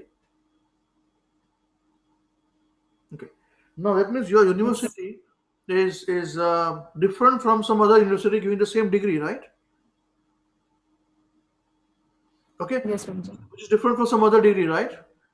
Yes. Right. So that is a point. Why do you not get the degree from other university? Why only from here? Yeah. Same knowledge is given to you. Yes. I actually did raise this point, but the argument to this was that there is, like say 2 plus 2, you can't, there is no interpreting it in a different way. That's what they said, that what we study here is objective. But the argument was that it's objective, so there is no misconstruing it. But when it comes to spiritual things, it can be misconstrued and misinterpreted in different ways. 2 plus 2, you can't misinterpret. So, yeah, that. Are you convinced about this? Is it okay? Yes, I am convinced. It's difficult to convince him, but yeah, I am convinced. At the initial stage, it's not very difficult. It's very difficult to convince people. It takes time, and don't be disheartened. It is mentioned in Chaitanya Charitamrita, this point is mentioned that at the initial stage to convince others is not easy. At the Madhyamadhikari stage, one can start to convince others. One gets that potency. Is it okay? Yes, Prabhuji. That doesn't mean we should not try. It's for our benefit, so you should try. Very good. Very good. All the best. Anything else?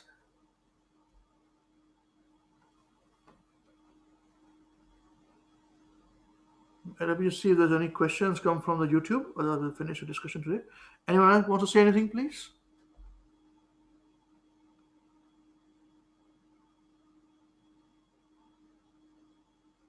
Okay, thank you. Jai. Srila Gurudev ki jai. Jagat Guru Srila Prabhupada ki jai. Shananta Koti Vaishnavinda ki jai. Nitai Gaurchandra Premanande. Hari Hari Bol. Hari Hari Bol. Bhagavad-Gita की जय, ग्रंथराज श्रीमद् भागवतम की जय.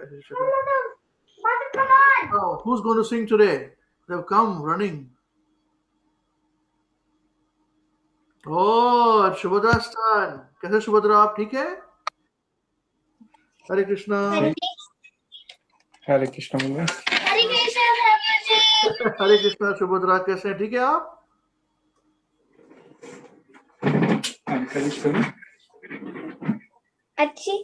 हाँ, very nice. Madhav कैसे हैं आप? माधव कुछ sir पे लगा है कुछ? यहाँ पर कुछ है? नहीं हेयर आ रहा है मुझे. क्या हो गया? वो लगता है वो जरा मूड में नहीं है माधव. क्या बात है Madhav? Are you angry, mother? Maharaj please here अस. ऐसा कुछ है Madhav? Hey, Hare Krishna, mother. You'll be alright. Oh, that's okay. वो पंजाब Bit angry. वो हरियाणा और पंजाब के लोग हैं, अलग ऐसे नहीं मानेंगे. Okay, चले start.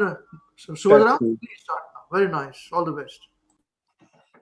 Maharaj, please hear us. Maharaj, please hear us. We have learned some real good stuff. We have learned some real good stuff. Maharaj, we have learned one thing. Maharaj, we have learned one thing. And today for you, we will sing. And today for you, we will sing. If our room is clean, If our room is clean, then we can do anything. we can do anything. If our room is dirty, If our room is clean, then our mind then our mind is clean. then our mind is clean.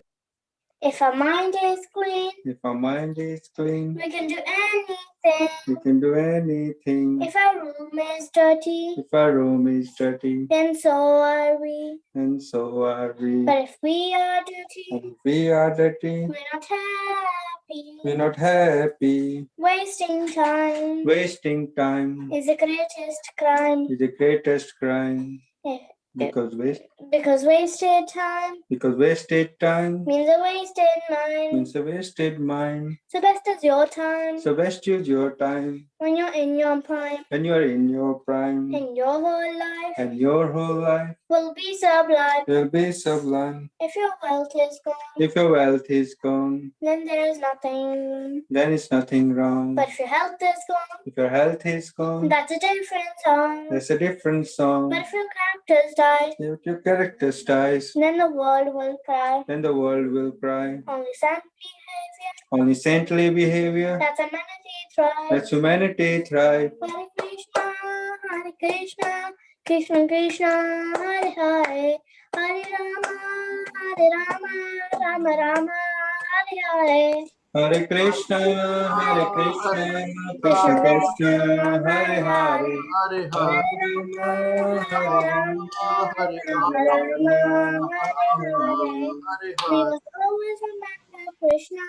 We must always remember Krishna and never forget him too.